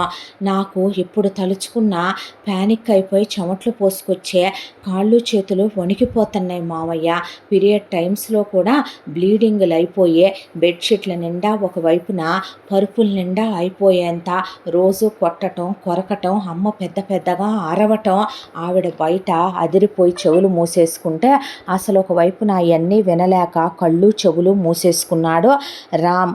అసలు నీకేం తెలుసు మావయ్య, రోజు మంచం మీదే పడుకోబెట్టుకునేదే, నన్ను ఇసిరి కింద పడేయమనమనే మంచం మీద నుంచి పెద్ద పిడుగులు పడ్డంత, మంచాలు విరిగిపోయినంత శబ్దాలు వస్తూ అమ్మని కొడుతూ టార్చర్ చేస్తూ అనుభవిస్తూ నరకం చూపించేవాడు. ఇంకా చాలా విషయాలు నేను నీకు చెప్పలేను మావయ్య. నాకు అప్పుడు 6 ఏళ్ల వయసు అనుకుంటా. నన్ను తీసుకెళ్ళి అమ్మ ఒకరోజు బయట పడుకోబెడితే మా అత్తయ్య కొడుకులు వయసులో పెద్దోళ్ళు కదా, నాతో తప్పుగా ప్రవర్తిస్తున్నారని అమ్మ ఏడ్చి మళ్ళీ తనతో పడుకోబెట్టుకుంది. చిన్నప్పటి నుంచి నన్ను ఆ ఇంట్లో మనిషిలా చూడరు మావయ్య, కాళ్ళతో ఎగిరెగిరి తంతారు, కాళ్ళు ఒత్తించుకుంటారు, ఇంట్లో పనులు చేయించుకుంటారు. వాడు కన్న తండ్రిగా ఒక్కరోజు దగ్గరికి తీసి ఎరుగడు. నానమ్మ తాతయ్యలని వాళ్ళు పట్టించుకోలేదు. నీకో విషయం తెలుసా మావయ్య అనే ఆ అమ్మాయి వచ్చేటప్పుడు చిన్న బ్యాగ్ ఇచ్చింది జనని. ఆ బ్యాగ్ ఓపెన్ చేసి చూస్తే, ఇదిగో మావయ్య, అంతా దాంట్లో నేను గవర్నమెంట్ స్కూల్కి వెళ్ళి, గవర్నమెంట్ కాలేజ్కి వెళ్ళి ఇంటర్ వరకు చదువుకున్నాను. నేను చాలా బాగా చదువుకుంటాను మావయ్య. నాకు చదువు అంటే చాలా ఇష్టం. చూసావా నాకు ఎంత మంచి మార్కులు వచ్చినాయో మావయ్య. కానీ ఒక్క పూట భోజనం మావయ్య, రెండో పూట భోజనం కూడా పెట్టరు ఇంట్లో. అంతా దాంట్లో నీకు విషయం తెలుసా, నేను కడుపు నిండా తిని చాలా సంవత్సరాలు అయిపోయింది మావయ్య. ఎప్పుడూ మాకు భోజనం పెట్టరు. వాళ్ళందరూ తిన్నదాకా మేము అలా కూర్చోవాలి. వాళ్ళందరూ తిన్నాక ఎంగిలన్నం అలా మిగిలిపోయినయే పళ్ళాల్లో అడుగున ఉన్నయ్యే వేసుకొని అమ్మ నేను కడుపు నింపుకోవాలి మావయ్య. అందరికీ భోజనం బాక్సులు పెట్టి పంపిస్తారు కదా స్కూల్కి. నేను గవర్నమెంట్ స్కూల్లో చదువుకున్నన్నాళ్ళు మధ్యాహ్న భోజన పథకం. ఆ తర్వాత ఆ భోజనాలు ఉండవు కదా మావయ్య. కుళాయిలో నీళ్లతో కడుపు నింపుకునేదాన్ని అనేసరికి బయట నుంచి సుందరి వెక్కిళ్ళు పెట్టి నోట్లో గుడ్డ కుక్కుకొని ఏడుస్తుంటే రామ్ కళ్ళల్లోంచి నీళ్లు కారిపోయినాయి. నిజానికి వాళ్ళమ్మకి పెట్టిన పొలం ఎకరం కోట్లల్లో ఉంది రేటు. వాళ్ళమ్మకి కొన్న స్థలం ఎంత, పెట్టిన బంగారం ఎంత, ఆ పిల్ల కుళాయిలో నీళ్లు తాగుతున్నానని చెప్పేపాటికి మనసులో లేదు. ఆ తర్వాత పిల్ల డాక్యుమెంట్లు చేతికిచ్చింది. ఏంటమ్మా ఇవే అంటే, నాకప్పుడు 8 ఏళ్ల వయసు అనుకుంటా. తాత అమ్మకి ఆస్తి పెట్టాడంట కదా, ఆ ఆస్తి అంతా కూడా మా నాన్న మా అత్తయ్యలకి పెదనాన్న వాళ్ళకి పెట్టేద్దాం అనుకుంటే మా అమ్మను ఆ రోజు బాగా కొట్టాడు. మా అమ్మ సంతకాలు పెట్టను అని నన్ను ఎత్తుకొని, అది జీవితంలో తీసుకునే 2 మంచి నిర్ణయాలు మావయ్య.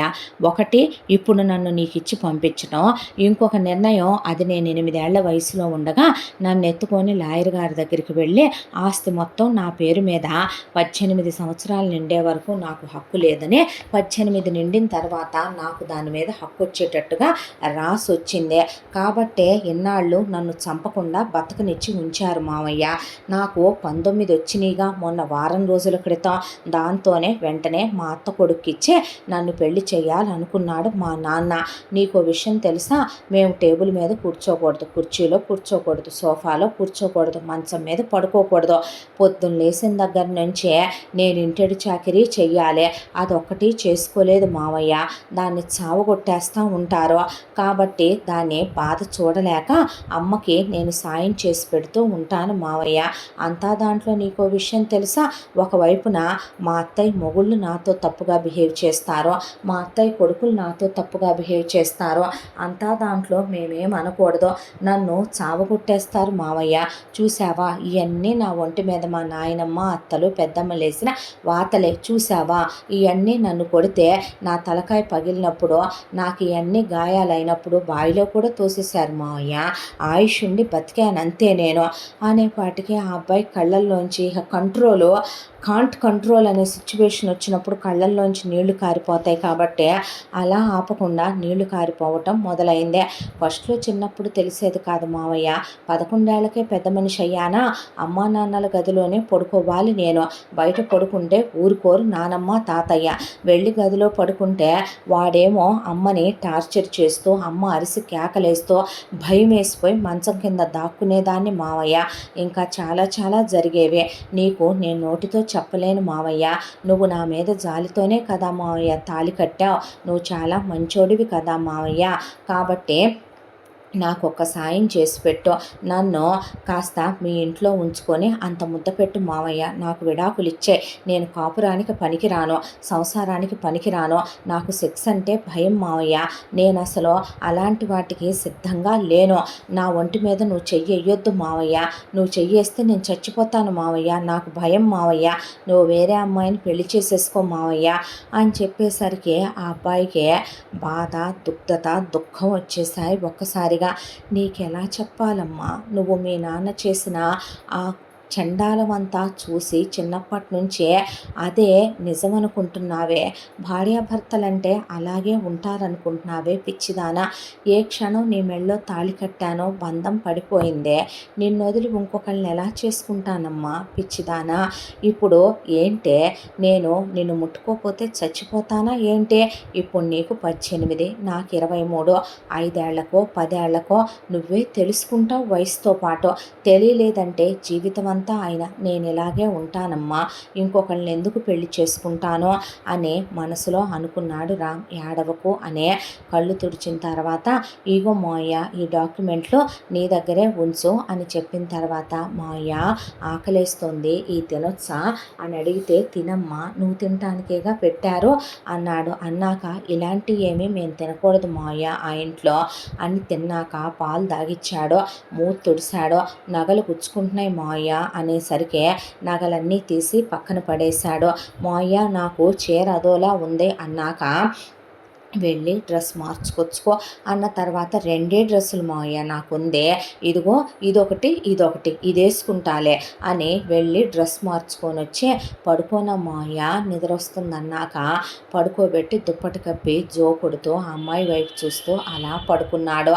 ఆ అమ్మాయికి సెక్షువల్ ఫియర్స్ ఉన్నాయనే, ఆ అమ్మాయి ఒక డ్రామాలోకి వెళ్ళిపోయిందనే, వాళ్ళ నాన్న లాంటి నీచుడు వాళ్ళ అమ్మతో అలా ప్రవర్తించటం, పిల్లల్ని గదుల్లోనే పడుకోబెట్టుకొని అమ్మా నాన్నలు పక్కనే నగ్నంగా అలా బిహేవ్ చేస్తుంటే పిల్లల మైండ్ సెట్లు ఎలా తయారవుతాయో చదువుకున్న తనకే తెలియని వాడు కాదు.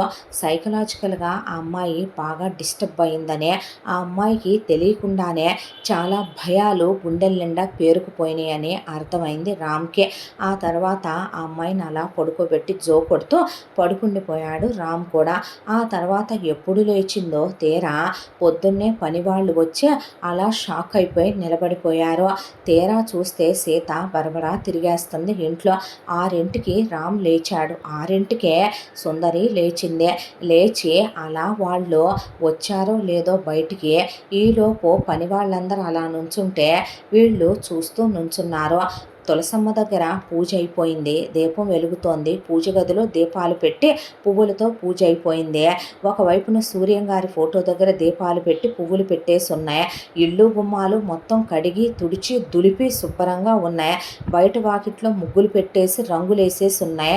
ఒకవైపున ఇంటికి మంగళ తోరణాలు కట్టి గుమ్మానికి పసుపు రాసి బొట్లు పెట్టేసి ఉన్నాయి.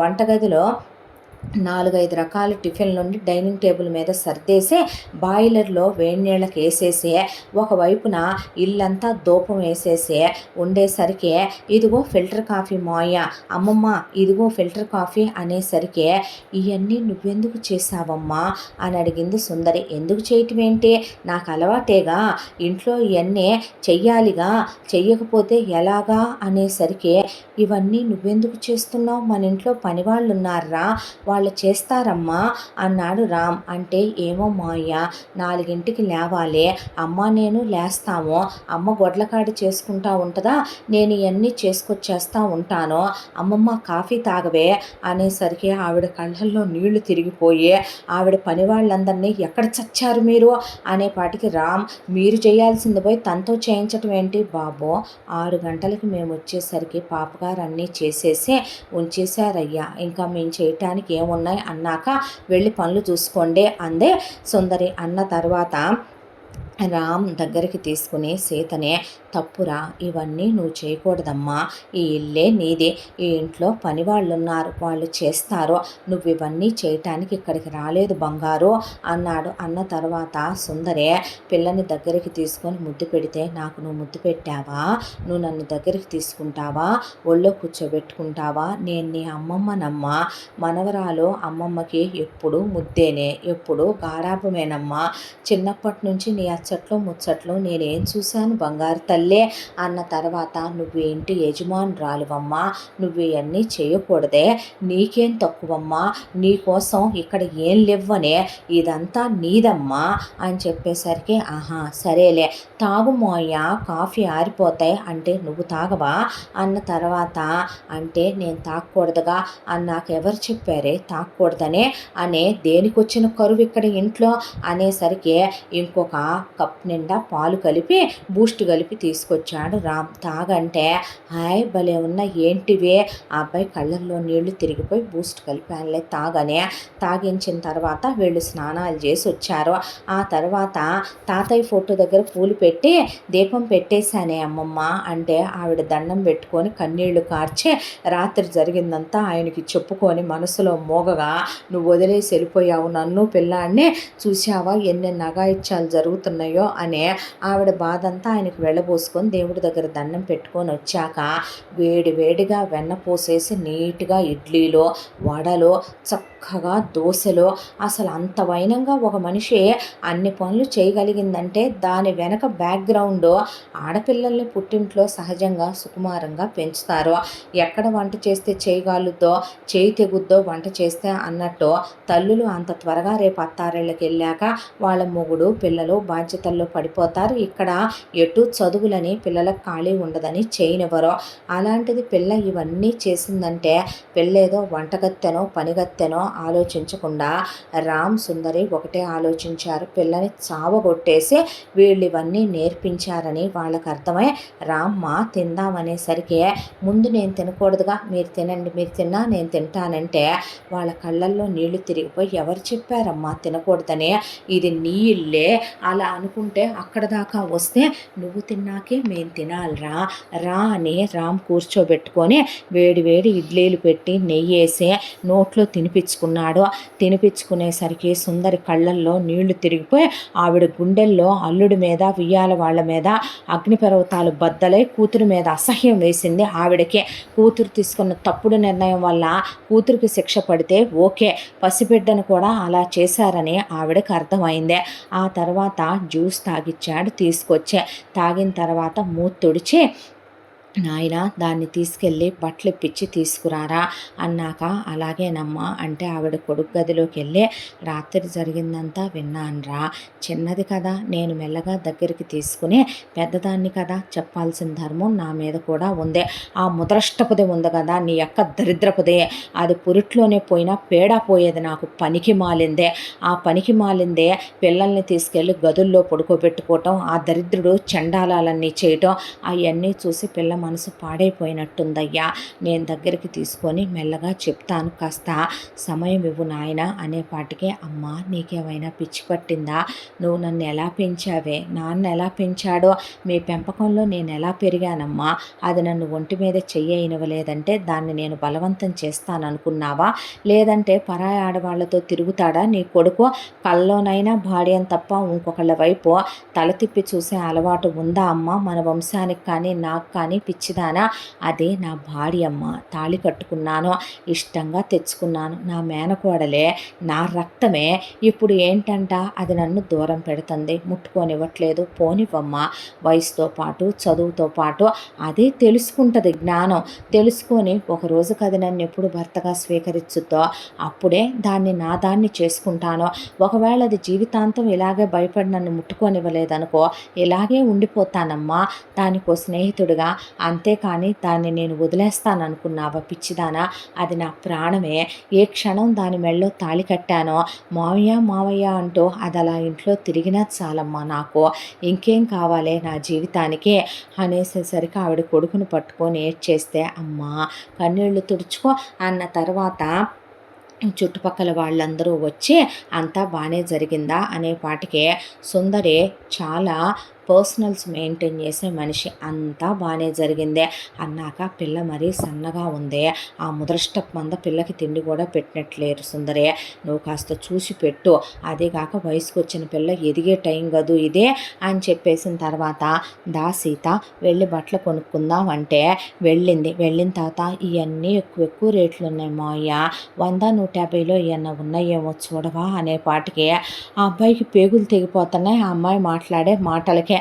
దాంతో నీకేం కర్మే 100, 150 కొనుక్కోవాలనే నీ కంటికి నచ్చినయి ఎన్ని నచ్చితే అన్నీ ఇన్నర్స్‌తో సహా మొత్తం కొనుక్కో. మేకప్ థింగ్స్‌తో సహా అన్నీ కొనుక్కోవే చెప్పులతో సహా అన్నాడు. అనేసరికి నిజంగా కొనుక్కోనా మావయ్య? కొనుక్కోమ్మా అన్న తర్వాత ఆ అమ్మాయికి నచ్చిన డ్రెస్సులు, చెప్పులు, కాస్మెటిక్స్ 10 బ్యాగులు కొందే. అన్నీ కొనిచ్చుకొని వచ్చేటప్పుడు మువ్వల పట్టీలు తీసుకున్నాడు. దేనికి మావయ్య అంటే ఆ అమ్మాయి కాళ్ళకి పెట్టి ఇప్పుడు నువ్వు అవి వేసుకొని నడుస్తుంటే నా ఇంట్లో మహాలక్ష్మి అష్టలక్ష్మి రూపంలో నడిచినట్టు ఉంటుందిలే బంగారు అని కాళ్ళకి పెట్టి ఇంటికి తీసుకొచ్చాడు. తీసుకొచ్చాక అమ్మమ్మ మాయ చూసావా ఇవన్నీ కొనిపెట్టాడే అనేసరికి వేసుకో తల్లి నీకేం తక్కువ రోజుకో డ్రెస్ వేసుకోమ్మా ఇగో ఈ నగల సెట్లన్నీ నీకోసం తీసిపెట్టా రోజుకో నగల సెట్ వేసుకుందుగా నాన్న అనేపాటికి అమ్మమ్మ అంటే చెప్పమ్మా నన్ను రోజు ఇలాగే చూసుకుంటావే మాయా నువ్వు నాతో ఇలాగే ఉంటావా ప్రేమగా అనేసరికి ఇలాగే ఉంటావమ్మా అనేసరికి అమ్మమ్మ నేను ముద్దు పెట్టుకుంటానే అంటే రామ్మా అన్నాక మాయా అంటే చెప్పమ్మా అన్న తర్వాత నువ్వు చాలా మంచోడి మాయా అనేసింది. ఆ తర్వాత ఇలా ఇంట్లో ఆ అమ్మాయి సంతోషంగా సరదాగా తిరగటం వాళ్ళు దగ్గరికి తీసుకోవటం ప్రతిదీ ఆ అమ్మాయికి తినిపించటం ఏది ముట్టుకోదు సీత. టీవీ చూస్తుంటే హాయ్ టీవీ అని కింద కూర్చుంటే కింద కూర్చునే కర్మ నీకేం పట్టిందమ్మా అనేసరికి నేను పైన కూర్చోవచ్చా మెత్తగుంది సోఫా మాయ అంటే దా కూర్చో అని కూర్చోబెట్టాడు. రిక్లైనింగ్లో కూర్చోబెట్టి కాళ్ళు ఇలా చాపుకో భలే వచ్చిందే కుర్చీ రెక్కలు లేసినాయి అన్న తర్వాత రిమోట్ ముట్టుకోవచ్చా అమ్మమ్మ అంటే రిమోట్లు చేతికి ఇచ్చేశారో నీకు నచ్చింది పెట్టుకోమ్మా అనే కబుర్లు చెప్తూ కూర్చున్న తర్వాత సీత రేపు బయటికి వెళ్దామా అంటే ఓ వెళ్దాం ఎక్కడికి వెళ్దాం అని అడిగిన తర్వాత ఆ అమ్మాయిని సినిమాకి తీసుకెళ్ళటం పాప్కార్న్ ఇప్పించడం మధ్యలో కిస్ సీన్లు వస్తుంటే ఆ సీన్ల దగ్గర సీత ఫాస్ట్గా పాప్కార్న్లు తింటాం అవి చూడటం కళ్ళు దించేయటం రామ్కి నవ్వొచ్చింది. నా టీనేజ్లో నేను దీనిలాగే ఉన్నానా ఏమో లేనేమో ఇది మరీ సిగ్గుపడిపోతుంది అని ఆ అమ్మాయికి రెస్టారెంట్కి తీసుకెళ్ళి ఫుడ్ పెట్టించడం ఐస్ క్రీములు తినిపించడం పిజ్జాలు తినిపించడం నూడిల్స్ తినిపించడం తెగ గారాబం చేస్తాడు రామ్.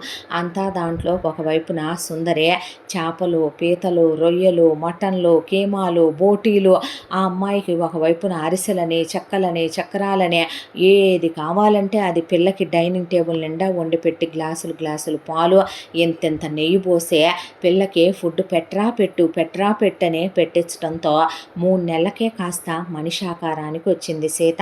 మోయ బట్టలు పట్టట్లేదు మోయ అమ్మమ్మ ఇలాగే పెడితే ఇంక నాకు బట్టలే పట్టవన్నాక రే తీసుకెళ్ళి అవి పాతవి అయిపోయినాయి మళ్ళీ ఇప్పించిరాపో అన్నాక మళ్ళీ ఇప్పించి తీసుకొచ్చాడు. ఇలాగే లావైతే బాగోను మావయ్య నేను ముద్దుగానే ఉంటావు లేరా పొలంలో తిరుగుదుగానే తీసుకెళ్తానని పొలానికి తీసుకెళ్తే పొలం అంతా ఆడుకుంది ఉయ్యాలేసి ఊపుకున్నాడు. ఆ తర్వాత వేరుశనక్కాయలని మొక్కజొన్న కండలని కాల్చిస్తే తిన్న తర్వాత మోయ నన్ను ఎత్తుకో అంటే ఎత్తుకున్నాడు. ఉప్పెక్కించుకో మోయ అన్నాక ఉప్పెక్కించుకున్నాడు. మోయ అవును ఆ రోజు నన్ను తీసుకెళ్ళటానికి వచ్చినప్పుడు కారు తెచ్చావో వేరే వాళ్ళ కారు తీసుకొచ్చావా మరి నువ్వెందుకు కారు కొనలేదు మనకి కారు కొనొచ్చుగా మోయ అనేపాటికి అడిగిందని వెంటనే కారు కొన్నాడు. కొన్న తర్వాత ఇన్నాళ్ళు ఎందుకు కొనలేదు ఇన్నాళ్ళు నువ్వు రాలేదుగా బంగారు కాలేజీకి బండి మీద వెళ్ళేవాడిని ఎప్పుడూ అవసరమని అనిపించలేదురా అన్న తర్వాత అమ్మమ్మ దావే కారులో వెళ్దామంటే మీ ఇద్దరూ వెళ్ళి రండమ్మా నా కళ్ళు నిండిపోతే పూజ చేయించుకురండి అన్న తర్వాత ఇక ఒకవైపున సీత రామ్తో కలిసి ఇలా చెట్టాపట్టాలు వేసుకొని తిరగటం మొదలుపెట్టింది. అంతా దాంట్లో ఒక రోజున రకరకాలు వండి డైనింగ్ టేబుల్ మీద పెడితే రామ్ నేర్పాడుగా బయటికి తీసుకెళ్ళి ఆ ఫుడ్ ఈ ఫుడ్ ఇప్పించడం. దాంతో ఆ ఊళ్ళో కూడా నూడిల్స్ బళ్ళవి ఉంటాయి. దాంతో నాకు ఇవేమీ తినాలని లేదు అనేసరికి ఏమే నీకోసం నేను పీతల కూర వండాను రసం పెట్టాను చింతకాయ పచ్చడి అడిగావని తాలింపు పెట్టాను ఏం మా ముద్దపప్పు వండాను ఇంకేం కావాలి అనేసరికి, రోజు నీ చేతి వంట ఒకటే రుచిగా కొత్త రుచి ఏముంది అనేపాటికి, అమ్మ ముసలోడా అనేపాటికి ఏమైందమ్మా అంటే, మీ నాన్న కూడా ఇంతేరా, కొత్త రుచి కావాలి, జీవితం ఎప్పుడూ ఒకేలా ఉండకూడదు, నువ్వెప్పుడూ ఒకేలాంటి రుచులే ఇస్తావని అది దీని అమ్ముందగా పక్క గదిలో పడి దున్నపోతులాగా నిద్రపోయేది మీ అక్క టీవీలు చూసి. మీ నాన్న ఒక రోజున డాబా మీద, ఒక రోజున పెరట్లో, ఒక రోజున వసారాలో మంచాలు వేయించి ఆ రోజులు అలా సందడిగా గడిచిపోయినాయిలే.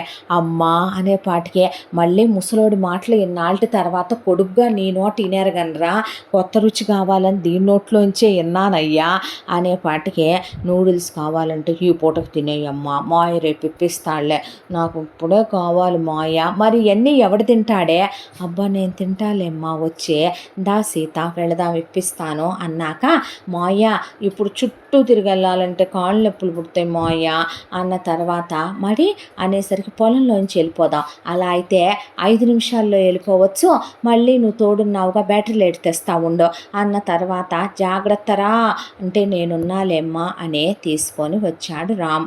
ఆ నూడిల్స్ అవి ఇప్పించి ఐస్ క్రీమ్ తింటూ తిరిగి వస్తూ ఉండగా, సీత అంటూ ఉండగా ఆగిపోయింది. ఆగిపోతే ఏదిది అని వెనక్కి చూసేసరికి, ఏం చేస్తున్నావే ఇక్కడ అనేసరికి అలా కళ్ళు పెట్టి మంచి వైపు చూస్తుంది. చూస్తుంటే మాయా అంటే అన్నాడు. వాళ్ళిద్దరూ కాపురం చేసుకుంటున్నారా అనేసరికి తల మీద ఒక్కటేసి, ఎందుకే నీకు అవన్నీ, పద అని ఇంటికి తీసుకొచ్చాడు. తీసుకొచ్చిన తర్వాత కూడా మనసులో అవే ఆలోచనలు తిరుగుతున్నాయి సీతకే.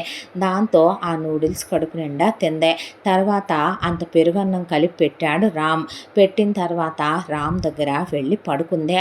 పడుకున్న తర్వాత రాముని నిద్రపోనిచ్చి మెల్లగా లేచి తలుపు దగ్గరికేసి సుందరి దగ్గరికి వచ్చి అమ్మమ్మ మీద కాలు చెయ్యేసుకొని పడుకొని, అమ్మమ్మ అంటే ఏమ్మా అన్న తర్వాత, ఇందాక మాయ నేను బయటికి వెళ్ళామా, వెళ్ళావు కదా, అక్కడ మంచి ఉందా, ఉంది, ఆ మంచి మీద ఓ 3 పెళ్ళాలు ఉన్నారా, ఉన్నారు, వాళ్ళిద్దరూ ముద్దులు పెట్టుకుంటున్నారమ్మమ్మ, ఇంకా చాలా చాలా చేసుకుంటున్నారు, చీపాడు అవన్నీ చెప్పకూడదు, కాపురం చేసుకుంటున్నారే అన్న తర్వాత, కానీ అమ్మమ్మ నీకు విషయం తెలుసా, అమ్మని నాన్న కొట్టినట్టు అతను అమ్మాయిని కొట్టట్లేదు, వాళ్ళు నవ్వుకుంటున్నారు, సరసాలాడుకుంటున్నారు, అమ్మ కేకలు పెట్టినట్టు ఆ అమ్మాయి కేకలు పెట్టట్లేదు, అమ్మని నాన్న బూతులు తిట్టినట్టు అతను అమ్మాయిని బూతులు తిట్టట్లేదు అమ్మమ్మ, వాళ్ళిద్దరూ చాలా ఇష్టంగా కలుస్తున్నారే, అలా కూడా ఉంటారేమో అమ్మమ్మ అనేపాటికి, అమ్మ అని సీతని సుందరి దగ్గరికి తీసుకుందే.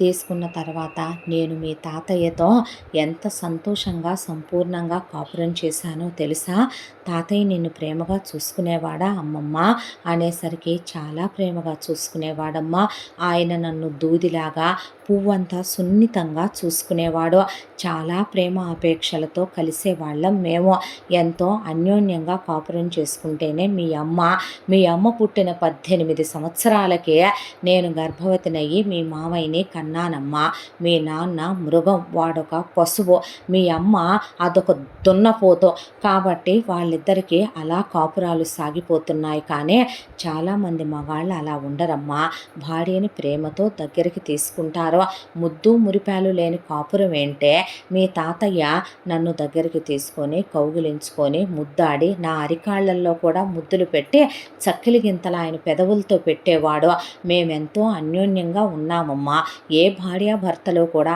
అంత నీచంగా మీ అమ్మ నాన్నల్లా చిత్తకర్త కుక్కల్లాగా ఎవరూ ఉండరమ్మా, ఎక్కడో ఒకళ్ళు సస్తారేమో కానీ భార్య మనసు మీ తాత మీ మామయ్య కూడా ఎంతో అర్థం చేసుకునే మగాళ్ళు, అలాంటి వాళ్ళతో కాపురం చేస్తే ఆ ఆడదాని జీవితం ఆనందంతో నిండిపోద్దమ్మా అని చెప్పింది ఆవిడ. అన్నీ వింటూ కూర్చుంది సీత. ఒక్కరోజులోనే ఏ మార్పు రాదని ఆవిడకి తెలుసు. మెల్లమెల్లగా చెప్తూ వెళ్తే ఆ అమ్మాయి ఉన్న ట్రామాలో నుంచి బయటకు వచ్చి, ప్రపంచమంతా వాళ్ళ నాన్న లాంటి నీచమైన మగాళ్లే కాదు, రామ్ లాంటి సూర్యం లాంటి మంచి వాళ్ళు కూడా ఉన్నారని పిల్ల తెలుసుకుంటుందని ఆవిడ మెల్లమెల్లగా సిట్టింగ్స్ వైజు పిల్లని దగ్గరికి తీసుకోవటం, తలదూవుతున్నట్టు కూర్చోబెట్టి చెప్పటం, మెల్లమెల్లగా ప్రేమ అంటే ఏంటి, అన్యోన్యత అంటే ఏంటి, భార్యాభర్తల బంధం అంటే ఏంటి, వాళ్ళ కలయికలు ఎలా ఉండాలి, పిల్లలు ఎలా పుడతారో, అసలు భార్యాభర్తల బంధానికి విలువేంటి, తాళికి ఉన్న గౌరవం ఏంటి, ఇవన్నీ చెప్పటం మొదలుపెట్టింది. తాళి నల్లబూసలు తెచ్చి సీత మెడలో వేయబోతే రామ్ తీసేసి, అమ్మ నువ్వు కూడా ఏంటి, అది చిన్నపిల్ల, కాళ్ళకి మెట్టెలు, మెడలో తాళి ఎందుకమ్మా ఇవన్నీ అని లాకెట్ పెట్టి దాంట్లో ఆర్ అని ఎస్ అని ఉన్న లాకెట్ మెడలో వేసేసాడు గొలుసు. ఇది ఉంచుకోమ్మా సీత అన్న తర్వాత, మాయా అంటే చెప్పరా, నన్ను చదివించవా మాయా అనేసరికి, ఏం చదువుకుంటావే అంటే, లాయర్ చదువుకుంటాను మావయ్య అన్నాక తీసుకెళ్ళి డైలీ కాలేజ్లో జాయిన్ చేసి రోజు తనే డ్రాప్ చేసి పిక్ చేసుకోవటం మొదలుపెట్టాడు రామ్. కాలేజీలో వాళ్ళంతా నీ బాయ్ ఫ్రెండా అని అడిగితే, మా మావయ్య రోజు తనే వస్తాడేంటి, నా మొగుడు కాబట్టి వస్తాడంటే, నీకు పెళ్ళైపోయిందా సీత, పెళ్ళైపోయింది, ఏ అనేపాటికి, ఏం లేదు అన్నారు కాలేజీలో అబ్బాయిలు అమ్మాయిలు అంతా. దాంట్లో సీత కాలేజీలో వాళ్ళని గమనించటం, వాళ్ళు ప్రేమించుకుంటున్నానని చెప్పుకోవటం, బ్రేకప్పులు అంటాం, ఒకళ్ళతో ఒకళ్ళు తిట్టుకోవటం, కొట్టుకోవటం, గొడవలు అవ్వటం, అవన్నీ చూసే తన మావయ్య ఎప్పుడు తనతో అలా ఉండడం. తన మావయ్య ప్రేమ, ఎఫెక్షన్, కేర్ అవన్నీ చూపిస్తాడు, సపోర్ట్ చేస్తాడు, ఎంకరేజ్ చేస్తాడు. ఇదే ప్రేమ అయితే వీళ్ళ మధ్య ఆ ప్రేమ నిజంగానే ఉందా అనిపించేసింది సీతకే. ఆ తర్వాత మెల్లమెల్లగా జ్ఞానం రావటం మొదలుపెట్టింది, తెలివితేటలు పెరగటం మొదలైందే. పుస్తకాలు కూడా లైబ్రరీలో తీసుకొని భార్యాభర్తల బంధం, లవ్, రిలేషన్షిప్ గురించి, మ్యారేజ్ గురించి చదవటం మొదలుపెట్టింది. ఒకవైపున ఇంట్లో సుందరి చెప్పటం, చుట్టుపక్కల వాళ్ళని చూడటం, ప్రపంచం గురించి తెలుసుకోవటం మొదలుపెట్టిందే. రామ్ మీద ప్రేమతో పాటు గౌరవం కూడా పెరగటం మొదలైందే. అలా కాలచక్ర ప్రవాహంలో 5 సంవత్సరాల కాలం గడిచిపోయిందే. ఆ తరువాత సీత ఒక్కటే అనుకుందే, ఇంకొక మగాడు అయితే తను ముట్టుకోనివ్వకపోతే ఎప్పుడో వదిలేయటమో, బలవంతం చేసి తన్ను సొంతం చేసుకోవటమో చేస్తారో, కానీ తన మేనమామ కాబట్టే కదో గుండెల్లో పెట్టుకుంది, తనమ్మమ్మే కాబట్టే కదో ఆ విషయం బయటికి తెలియనివ్వందే. అదే తన మేనత్త కొడుకుని తను చేసుకుని ఉంటే తన బ్రతుకు ఇలా ఉండేదా, ఏ రోజు ఏ పూజ చేసుకున్నానో దేవుడికి అనుకుందే. ఈ ఎంతకాలంలో కూడా సీత రామ్ పడుకున్నప్పుడు ముద్దు పెట్టుకోవటం, చెయ్యేసుకొని పడుకోవటం, మాయ వీపు రుద్దన అనే వెళ్ళి వీపు రుద్దటం అంతా. దాంట్లో రామ్ కూడా సీతని దగ్గరికి తీసుకుంటే వద్దనేది కాదు, కౌగిలించుకుంటే వద్దనేది కాదు. దాంతో ఒకరోజు బుగ్గ మీద ముద్దు పెట్టాడు, సిగ్గుపడిందే. ఆ తర్వాత ఎప్పుడన్నా పొలం వస్తే పడబోతే నడుం పట్టుకుంటాడు, అంతకుముందు ఏమీ ఉండేది కాదు. కానీ ఈ మధ్య కాలంలో ఎప్పుడన్నా రామ్ పట్టుకుంటే నడుం దగ్గర కానీ ఇంకెక్కడైనా పట్టుకున్నప్పుడు ఫింగర్స్ క్రాస్ అయిపోవటం, రోమాలు నిక్కబొడుచుకోవటం, ఫీలింగ్స్ వస్తున్నాయని రామ్కి అర్థమైంది. ఆ తర్వాత సీత చదువు కంప్లీట్ అయిపోయింది, కాన్వకేషన్ కూడా అయిపోయింది. తెగ దిష్టి తీసేసింది సుందరే. ఆ తర్వాత రామ్ ఇప్పుడు ఏం చేయబోతున్నావమ్మా ఇంకా అన్న తర్వాత, నాకు అప్రెంటిస్షిప్ వచ్చింది ఈ లాయర్ దగ్గర అన్నాక, అలాగే నేనే తీసుకెళ్ళి ఎప్పట్లానే తీసుకొస్తాను, అడగవే ఏం కావాలి, నగలు కావాలా, బట్టలు కావాలా, ఇంత చదువుకున్నావు, అన్నిట్లో ఫస్ట్ మార్కులు తెచ్చుకున్నావు, ఎక్కడికైనా తీసుకెళ్ళినా ఏమైనా తినాలనుందా చెప్పు బంగారం, ఏం కావాలి నీకు అని అడిగితే, చెప్పమ్మా ఇప్పిస్తాడే అని అడిగిన తర్వాత, మన పెళ్ళయి మావయ్య 5 సంవత్సరాలు దాటిపోయింది, అవును దాటిపోయిందే అన్న తర్వాత, నాకు నువ్వే కావాలి మావయ్య అనే పాటికే ఆవిడికి ఆ విషయం అర్థమైంది. అంతా దాంట్లో రామ్కే అర్థం కాక, నేను కావాలా, నేనెక్కడికి వెళ్తానే, నీతోనే ఉన్నాను గమ్మ, నీతోనే ఉంటానంటే, అయ్యో మావయ్య అలా కాదు, నువ్వు నాకు నా మొగుడిగా కావాలి మావయ్య అన్న తర్వాత, నేను ఎక్కడికి వెళ్ళానమ్మా అనేసరికి, నువ్వు లోపలికి వెళ్ళమ్మా అని సుందరి తల మీద ఒక్కటి తీస్తే, అబ్బా అమ్మ ఏమైందే అనేసరికి అది అడుగుతుంది, నువ్వు అలా కావాలి అని మీద చెయ్యేసి కాపురం చేయమనరా అనేపాటికి, చచ్చా అది అలా అనుండదమ్మా, అది భయపడుద్దిగా, అది భయపడుతుందా దాన్ని ముట్టుకోవాలంటే నువ్వు భయపడుతున్నావా, అడే ఎవరి లక్షణాలు వచ్చినాయి, మా నాన్నకి లేవు, మీ నాన్నకి లేవు, దీని అమ్మకి లేవు, నాకు లేవు, నీకెక్కడి నుంచి వచ్చినాయి నాకు అర్థమైంది, మా అమ్మ బుద్ధి వచ్చింది నీకు, మా అమ్మ కూడా అంతేరా, మీ అమ్మమ్మ మా నాన్న చేయంగానే ముడుచుకుపోయేదా, అంతా దాంట్లో అది మందనగంది మరి మమ్మల్ని ఎలాగే అలాగే ఉంటుంది అయ్యేంత వరకు ఏదైనా కూడా అనేపాటికి అది కాదమ్మా, అది వయసుకు వచ్చింది, తెలివితేటలు వచ్చినాయి, నువ్వు నచ్చుతున్నావు, లేనిది నీకెందుకు ఈపు రుద్దుద్ది, నీకెందుకు తినిపించుద్ది, నువ్వు దగ్గర అవ్వాలని ఎప్పుడు అనుకుంటావో అది నీ ఒళ్ళో కూర్చుంటుంది, అర్థం కావట్లేదు, ఓ సన్నాసన్నారు సన్నాసి అనేపాటికి నిజమా అనే లోపలికి వెళ్ళి కన్ఫర్మ్ చేసుకుందామనే దాంతో రామ్ సీతనే సీత అంటే చెప్పు మావయ్య అన్న తర్వాత ఈ తాళి నా మెళ్ళో వెయ్యి అన్నాక తాళి మెళ్ళో వేశాడు. ఈ నల్లపూసలు పెట్టి మెట్టెలు పెట్టు, వజ్రాలు పెట్టి చేయించావు, నువ్వే పెట్టు మావయ్య అన్నాక పెట్టాడు. పెట్టిన తర్వాత వచ్చి ఒళ్ళో కూర్చుందే. కూర్చున్నాక సీత నువ్వు నేను కావాలన్నావు, ఎలా కావాలన్నావు అమ్మా అంటే ఎలా కావాలేంటి, ఆ రోజు నువ్వు నాకు నూడిల్స్ ఇప్పించి తీసుకొచ్చేటప్పుడు మంచం మీద ఒక అమ్మాయి ఒక అబ్బాయి కలిసి కాపురం చేసుకోవటంలా, శారీరకంగా కలవట్లా, అలాగే కావాలన్నాను మావయ్య, ఎంతకాలం దూరంగా ఉంటావు నాకు నువ్వు అన్న తర్వాత నన్ను ముద్దు పెట్టుకోవా, నాకు దగ్గరగా ఉండవా, ఇలా దూరంగానే ఉంటావా మావయ్య అనేపాటికి ఆశ్చర్యపోయి అలా కూర్చోన్నాక ఐ లవ్ యూ మావయ్య అనే కౌగిలించుకొని పెదాల మీద ఆ అమ్మాయి ఒక అరగంట ముద్దు పెట్టేపాటికి కళ్ళల్లోంచి ఆ అమ్మాయికి నీళ్లు కారిపోవాల్సింది రామ్కి కారిపోతే సుందరి కిటికీలో నుంచి చూస్తూ పెట్టుకోండి అమ్మ పెట్టుకోండి, మీరు ముద్దులు పెట్టుకోవాలి, తర్వాత మీరు కలవాలి, మునిమనవాళ్ళు పుట్టాలి, నేను ఎత్తుకోవాలి, మీ తాతయ్య పేరు మా నాన్న పేరు పెట్టుకోవాలి, ఈడేంటి ఏడుస్తాడు, చిచ్చి వీడు మా అమ్మేనమ్మ పెళ్ళే స్పీడు, ఎన్నాళ్ళు పాపం అదేదో భయపడింది కానీ ఈడేందో ఈడు గోలేందో అనుకుంటూ ఉండగా మాయ అంటే చెప్పరా అన్నాడు సిగ్గుతో. బుగ్గలు ఎర్రబడిపోతున్నాయి మాయ అనేసరికి మొహానికి చేతులడ్డం పెట్టుకుంటే మాయ మనం కూడా మంచి మీద కలుద్దామా అనేసరికి అలాగేరా రేపటికల్లా వేయించుతాను అన్నాడు. అన్న తర్వాత నాకు చీర కట్టు అని ఆ అమ్మాయి అలా లంగా బ్లౌజ్ మీద నుంచునే పాటికే చేతులు కాళ్ళు వణుకొచ్చి దడొస్తే రే సరిగ్గా అనేసి సుందర అక్కడి నుంచి వెళ్ళిపోయింది. ఎటు నుంచి చూస్తుంది ముసల్దనే పాటికి పర్లేదులే అమ్మమ్మేగా కట్టు అన్నాక ఆ అమ్మాయికి అలా చీర కడుతూ చేతులు కాళ్ళు వణికిపోయి ఆ అమ్మాయిని గట్టిగా కౌగిలించేసుకొని ముద్దు పెట్టేసుకున్నాడు. నగలు వేయి నాకు అన్న తర్వాత నడుం గొలుసు పెట్టు మావయ్య అంటే నడుం మీద ముద్దు పెట్టుకున్నాడు. ఆ అమ్మాయి గట్టిగా కౌగిలించుకొని నువ్వు దేవుడివి మావయ్య, బంగారానివే, నీలాంటి వాడు భర్తగా దొరకాలంటే ఒక ఆడపిల్ల 1000 జన్మల పుణ్యం తపస్సు చేస్తే దొరుకుతాడా అనే గ్యారంటీ లేదు. నిజమే మావయ్య, పుట్టిన దగ్గర నుంచి చాలా కష్టాలు పడ్డాను, చాలా నరకాలే అనుభవించాను, దేవుడు ఇలాంటి జీవితం ఇస్తాడు అంటే ప్రతి ఆడపిల్ల నాకన్నా ఎక్కువ నిప్పుల మీద నడవటానికైనా నీలాంటి మొగుడు వస్తాడంటే సిద్ధంగా ఉంటుందేమో. ఏ మగాడు ఏ మొగుడు మావయ్య కోరికలన్నీ చంపేసుకొనే భార్యని బిడ్డలాగా చూసుకుంటూ ఇల్లాలిని తల్లిలా గౌరవిస్తూ విలువిస్తూ నన్ను సపోర్ట్ చేసావు, ఎంకరేజ్ చేసావు, ప్రేమించావు, ప్రొటెక్టివ్ ఉన్నావు, చదివిచ్చావు, నాకు సంస్కారం నేర్పావు, ఫోన్లు కొనిచ్చావు, ల్యాప్టాప్లు కొనిచ్చావు, ఇంత కష్టం కలగకుండా కళ్ళల్లో పెట్టుకొని గుండెల్లో పెట్టుకొని చూసుకున్నావు. ఎవరుంటారు మావయ్య నీలో? మా మావయ్య బంగారం, మా మావయ్య దేవుడిచ్చిన వరం, మా మావయ్య ఒక అద్భుతం అనేసరికి పిచ్చిదానా అనే ఆ అమ్మాయిని కౌగిలించుకున్నాడు.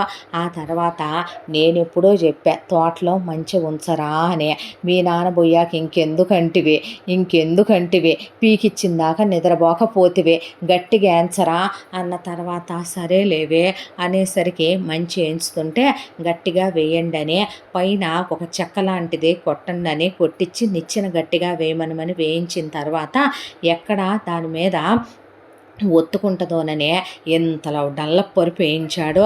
వేయించిన తర్వాత పైన మెత్తగా బుట్టలు పూలు తెప్పించి పోయించాడు. ఆ రోజు పౌర్ణమి కూడాను.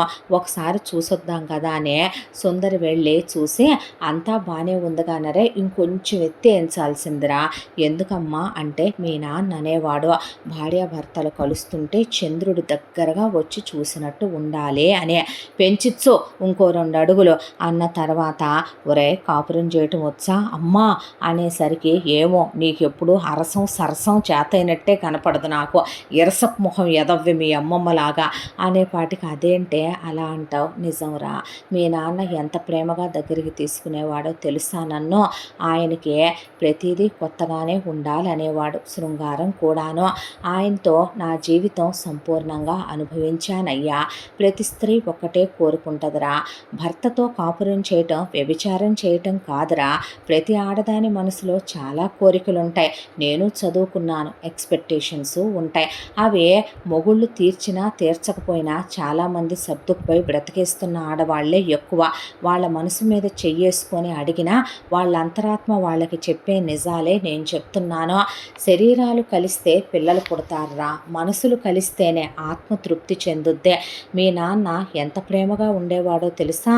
నా కాలికున్న పట్టీకున్న ప్రతి మువ్వని మీ నాన్న ముద్దు పెట్టుకున్నాడంటే నమ్ముతావా నువ్వు? భార్యాభర్తలన్నాక కలిసి స్నానం చెయ్యాలి, సిగ్గు బిడియం అక్కడ విడి చెయ్యాలి. 4 గోడల మధ్య భార్యాభర్తలదే ప్రపంచం అయిపోవాలి. సిగ్గుపడటాలు ఇలాంటివి ఉండవు నాన్న. అక్కడ నగ్నం అనేది ఏమీ ఉండదు, అది సృష్టి కార్యం. పెళ్ళి కాకుండా తప్పులు చేస్తే దాన్ని తప్పంటారు. పెళ్ళయ్యాక భార్యాభర్తలు కలిస్తే దాన్ని అన్యోన్య దాంపత్యం అంటారు. ఏరా, సీతారాములు అన్యోన్యంగా ఉండకుండానే లవకుశలు పుట్టారా? శ్రీకృష్ణుడు భార్యలతో కాపురం చేయకుండానే అంతమంది పిల్లలు పుట్టుకొచ్చారా? ఎందుకురా? పురాణ పురుషుల గురించే వాళ్ళని దెప్పి పొడచటానికి నోళ్ళొస్తాయి చాలామందికి. వాళ్ళు వాళ్ళ భార్యలతో ఎంత ప్రేమగా ఉన్నారో అనేది ఏ ఒక్క మగాడు తెలుసుకోడేమిట్రా, చదువుకున్నానంట అని ఆవిడ అక్కడి నుంచి వెళ్ళిపోయింది. ఆ తర్వాత ఇంటికి వచ్చాడు. ఇంటికి వచ్చిన తర్వాత ఇద్దరూ రెడీ అయ్యారు. ఆవిడ భోజనం పెట్టి ఇద్దరికి శోభనం పాలు కాచి, ఇక్కడే తాగెళ్ళండమ్మా, తాతయ్యకి దేవుడికి దండం పెట్టుకొని వెళ్ళండి అంటే, అంతా అయిపోయి అలా అడుగు బయట పెట్టేలోపు జనని నాగరాజును తీసుకొని వచ్చేపాటికి సీత భయపడిపోయి వణుకొచ్చి రామ్ వెనక్కి వెళ్ళిపోయి రామ్ షర్టు గట్టిగా పట్టుకుంది.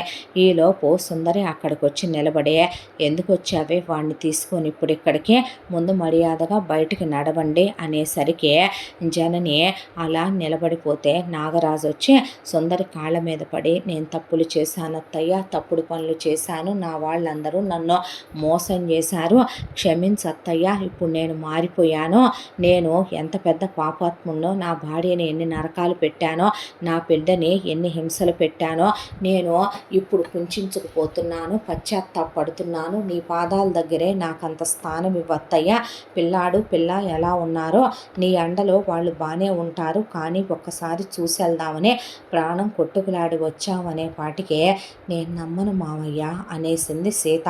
అన్న తర్వాత, నిజంగానే మారాడమ్మా మీ నాన్న, ఇదివరకు ఇట్లా కొట్టట్లేదు తిట్టట్లేదు, ఏ విషయంలో నన్నేం అంటలేదంటే పేలవమైన నవ్వు ఒకటి నవ్వి, నీదొక బ్రతుకు మళ్ళీ నువ్వు నాకు చెప్పటంలే అనేసింది సీత. అన్న తర్వాత, రానివ్వద్దమ్మమ్మ లోపలికి అన్నాక, మీరు వెళ్ళిపోండి ఇక్కడి నుంచి అంద సుందరే. సరే, పిల్లాడు పిల్ల కాపురం చేసుకుంటున్నారు, పిల్ల భయపడుతుంది నిన్ను చూసి, పదవయ్యా వెళ్దామన్నాక, నీకేం తెలీదు, మనం ఇక్కడే ఉండాలి, నేను చేసిన తప్పుకు పశ్చాత్తాపడుతూ పిల్లల కాళ్ళు పట్టుకుంటూ అత్తయ్య గారి సేవ చేసుకుంటూ ఇక్కడే ఉంటాను, మావయ్య గారి కాళ్ళు పట్టుకోవటం కుదరలేదని రామ్ కాళ్ళు పట్టుకోబోతే రామ్ 4 అడుగులు వెనక్కి వేసేసాడు. ఎప్పుడూ నిన్ను నాన్నలా చూసుకోలేదు లేదమ్మా అనేసరికి సీత రామ్ పక్కకు వచ్చేసిందే. ముందు మీరు బయటికి వెళ్ళండి అనేసి సుందర్ తలుపులు వేసేస్తే, అలాగే గుమ్మంలో 4 రోజుల పాటు అన్నం నీళ్లు లేకుండా కూర్చొని జననిని కూడా కూర్చోబెట్టి కళ్ళు తిరిగి పడిపోయాడు నాగరాజు. హాస్పిటల్కి తీసుకెళ్తే హార్ట్కి స్టెంత్ వేయాలని స్టెంత్ వేసి ఆ తర్వాత పంపిస్తే, నేను మారిపోయానన్నాక కూతురు కూడా అమ్మ తమ్ముడు కాళ్ళ మీద పడిందే. దాంతో ఒకవైపుని సీత భయపడుతున్నా వద్దంటున్నా, సరేలే రమ్మనమని లోపలికి రానివ్వక తప్పలేదు. ఒక గదిలో ఉండి పెట్టింది తినండి, అనవసరమైన విషయాల్లో కలగజేసుకోవద్దని రామ్ సుందరి ఇద్దరు అన్నారు. ఇంత దాంట్లో, మాయా నాతో కలుస్తానన్నావు చూడు మాయా, పౌర్ణమి వెళ్ళిపోయింది కూడా అనేపాటికే పువ్వులన్నీ వాడిపోయినాయి బంగారం, మళ్ళీ కాస్త సమయం తీసుకొని అనేసరికి, సరేలే నేను అప్రెంటిస్షిప్కి బయలుదేరతాను అని. ఇంత దాంట్లో ఆ అమ్మాయి ఒకవైపున వెళ్ళి రావటం కూడా అయిపోయి 1 సంవత్సర కాలం ఇలా గడిచిపోయింది.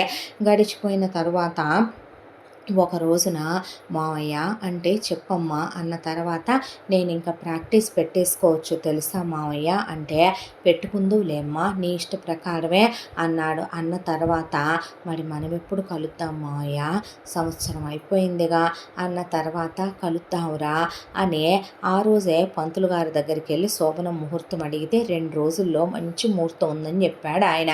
చెప్పేసరికి 2 రోజులు బంగారం ఈసారి మన్నెవ్వరూ వేరు చేయలేరులే అనేపాటికి కౌగిలించుకొని ముద్దు పెట్టుకొని అలా పడుకుంది. పడుకున్న తర్వాత తెల్లారి ఇక ఇంట్లో మామూలుగా ఆ రోజు ఆదివారం భోజనాలవి నాన్ వెజ్లవి వండారు. వండిన తర్వాత అందరూ భోజనాలు చేయబోతే పిల్ల భోజనం ప్లేట్లు తీసుకొని రామ్ లోపలికి తీసుకెళ్ళాడు బెడ్రూమ్లోకి. నాకొద్దు మావయ్య తినాలని లేదంటే మరేం తింటావమ్మా అంటే నాకు బిర్యానీ ఇప్పించవా మటన్ బిర్యానీ మావయ్య అంటే సరేనంటే అమ్మో అమ్మమ్మ తిట్టుద్ది నువ్వు ఇప్పుడు ఆ ప్లేట్లు ఎత్తుకెళ్తే అనేపాటికి సరే ఇక్కడే ఉంచు అని బండేసుకొని వెళ్ళి ఇక ఎవరూ చూడకుండా తెచ్చి సీతకి మటన్ బిర్యానీ తినిపించి ఆ భోజనం తనే తినేశాడు రామ్.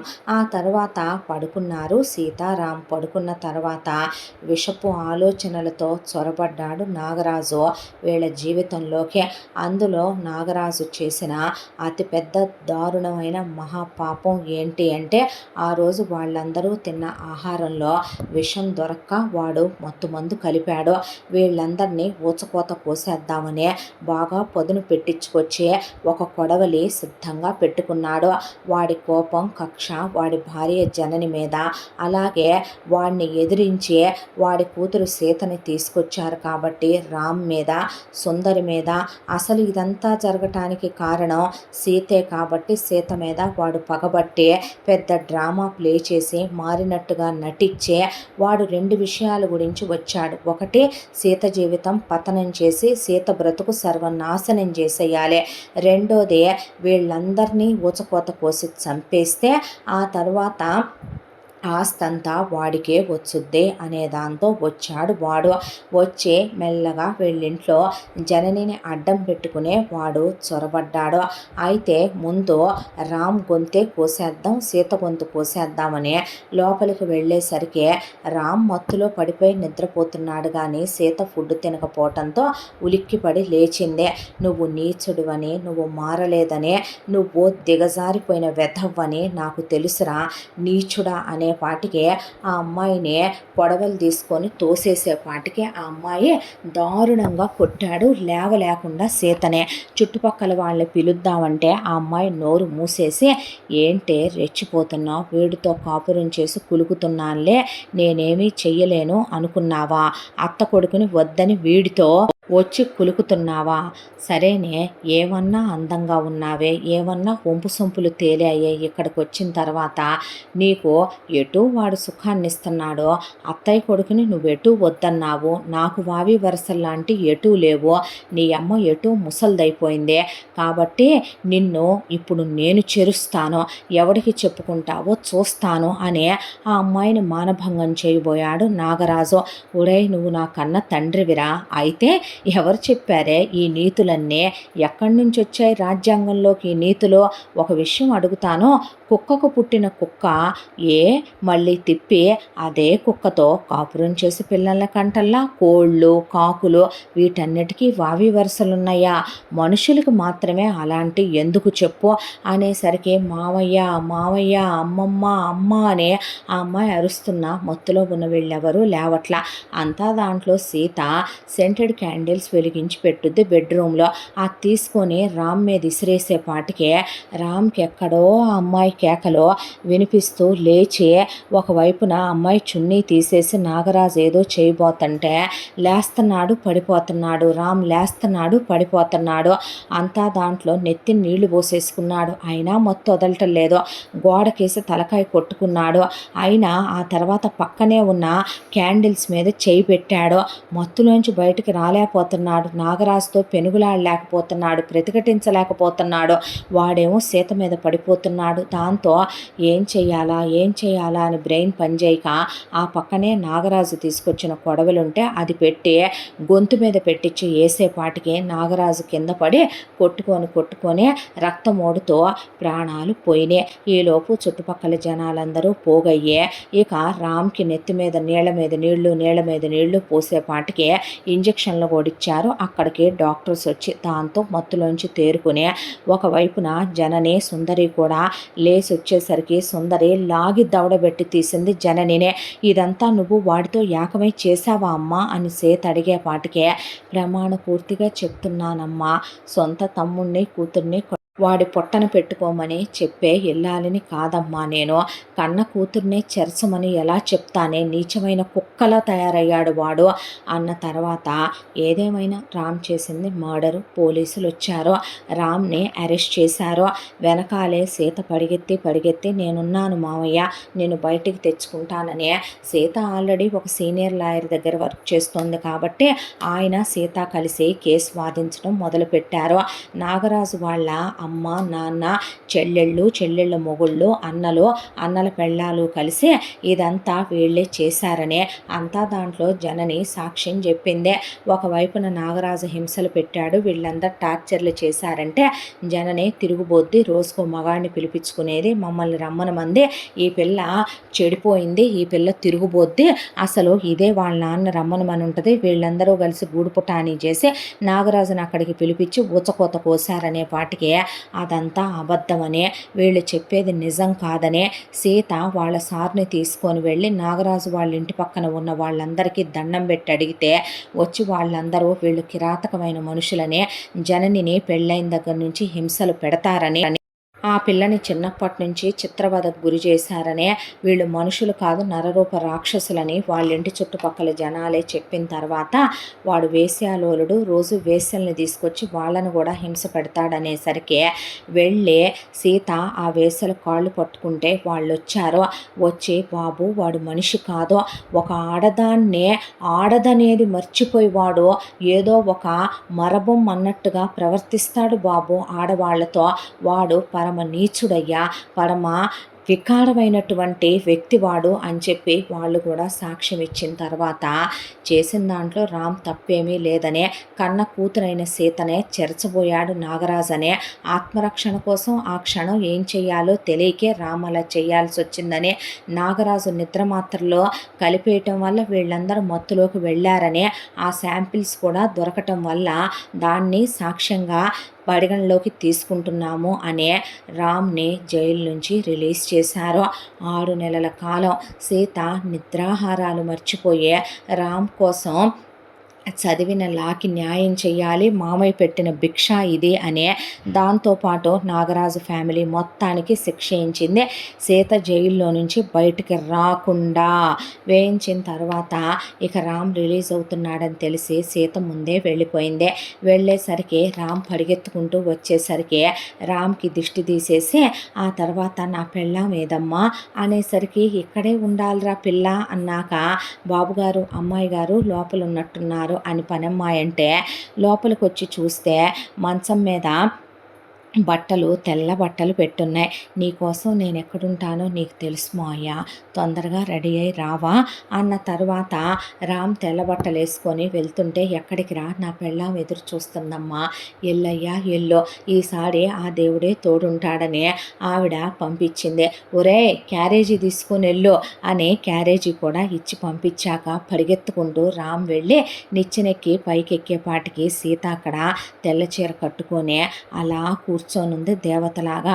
రామ్ వెళ్ళి సీతని కౌగిలించుకుంటే నువ్వు బయటకు వస్తావు అనుకోలేదు మావయ్య, నిద్రాహారాలు మానేశాను తెలుసా, నాకెవరున్నారు మావయ్య నువ్వు తప్ప, నువ్వు లేకపోతే ఈ సీత బ్రతికెందుకు మావయ్య అని ఏడ్చేసింది పట్టుకొని రామ్నే.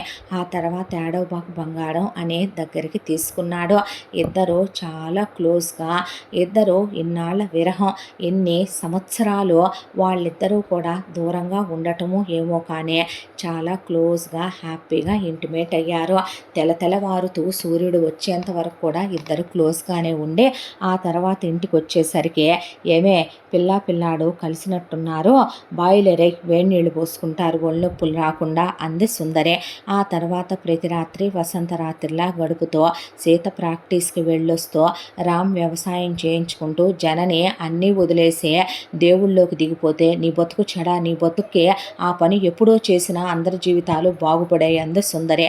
ఆవిడ ఇంటి వ్యవహారాలన్నీ చూసుకుంటూ 5 ఏళ్ళు వాళ్ళు హ్యాపీగా గడిపాక సీత ప్రెగ్నెంట్ అయ్యి ఒకళ్ళ తర్వాత ఒకళ్ళని ఇద్దరు మగపిల్లని ప్రసవిస్తే అన్నమాట ప్రకారం సుందరి ఒకళ్ళకి సూర్యం అని, ఇంకొకళ్ళకి ఆవిడ తండ్రి పేరు సుబ్రహ్మణ్యం అని ఇద్దరికి పేర్లు పెట్టుకొని ఇద్దరు మునిమనవాళ్ళతో ఆడుకుంటూ ఇహ నేను పోయినా పర్వాలేదులేమ్మా, నీకు మావయ్య ఉన్నాడు, మావయ్యకి నువ్వున్నావంటే ఎక్కడికి వెళ్తావే 100 ఏళ్ళు బతకకుండా అనేది సీత. ఇలా వీళ్ళందరి సంతోషాల మధ్య ఈ కథ పూర్తయింది. ఇంతటితో ఈ కథ పూర్తి.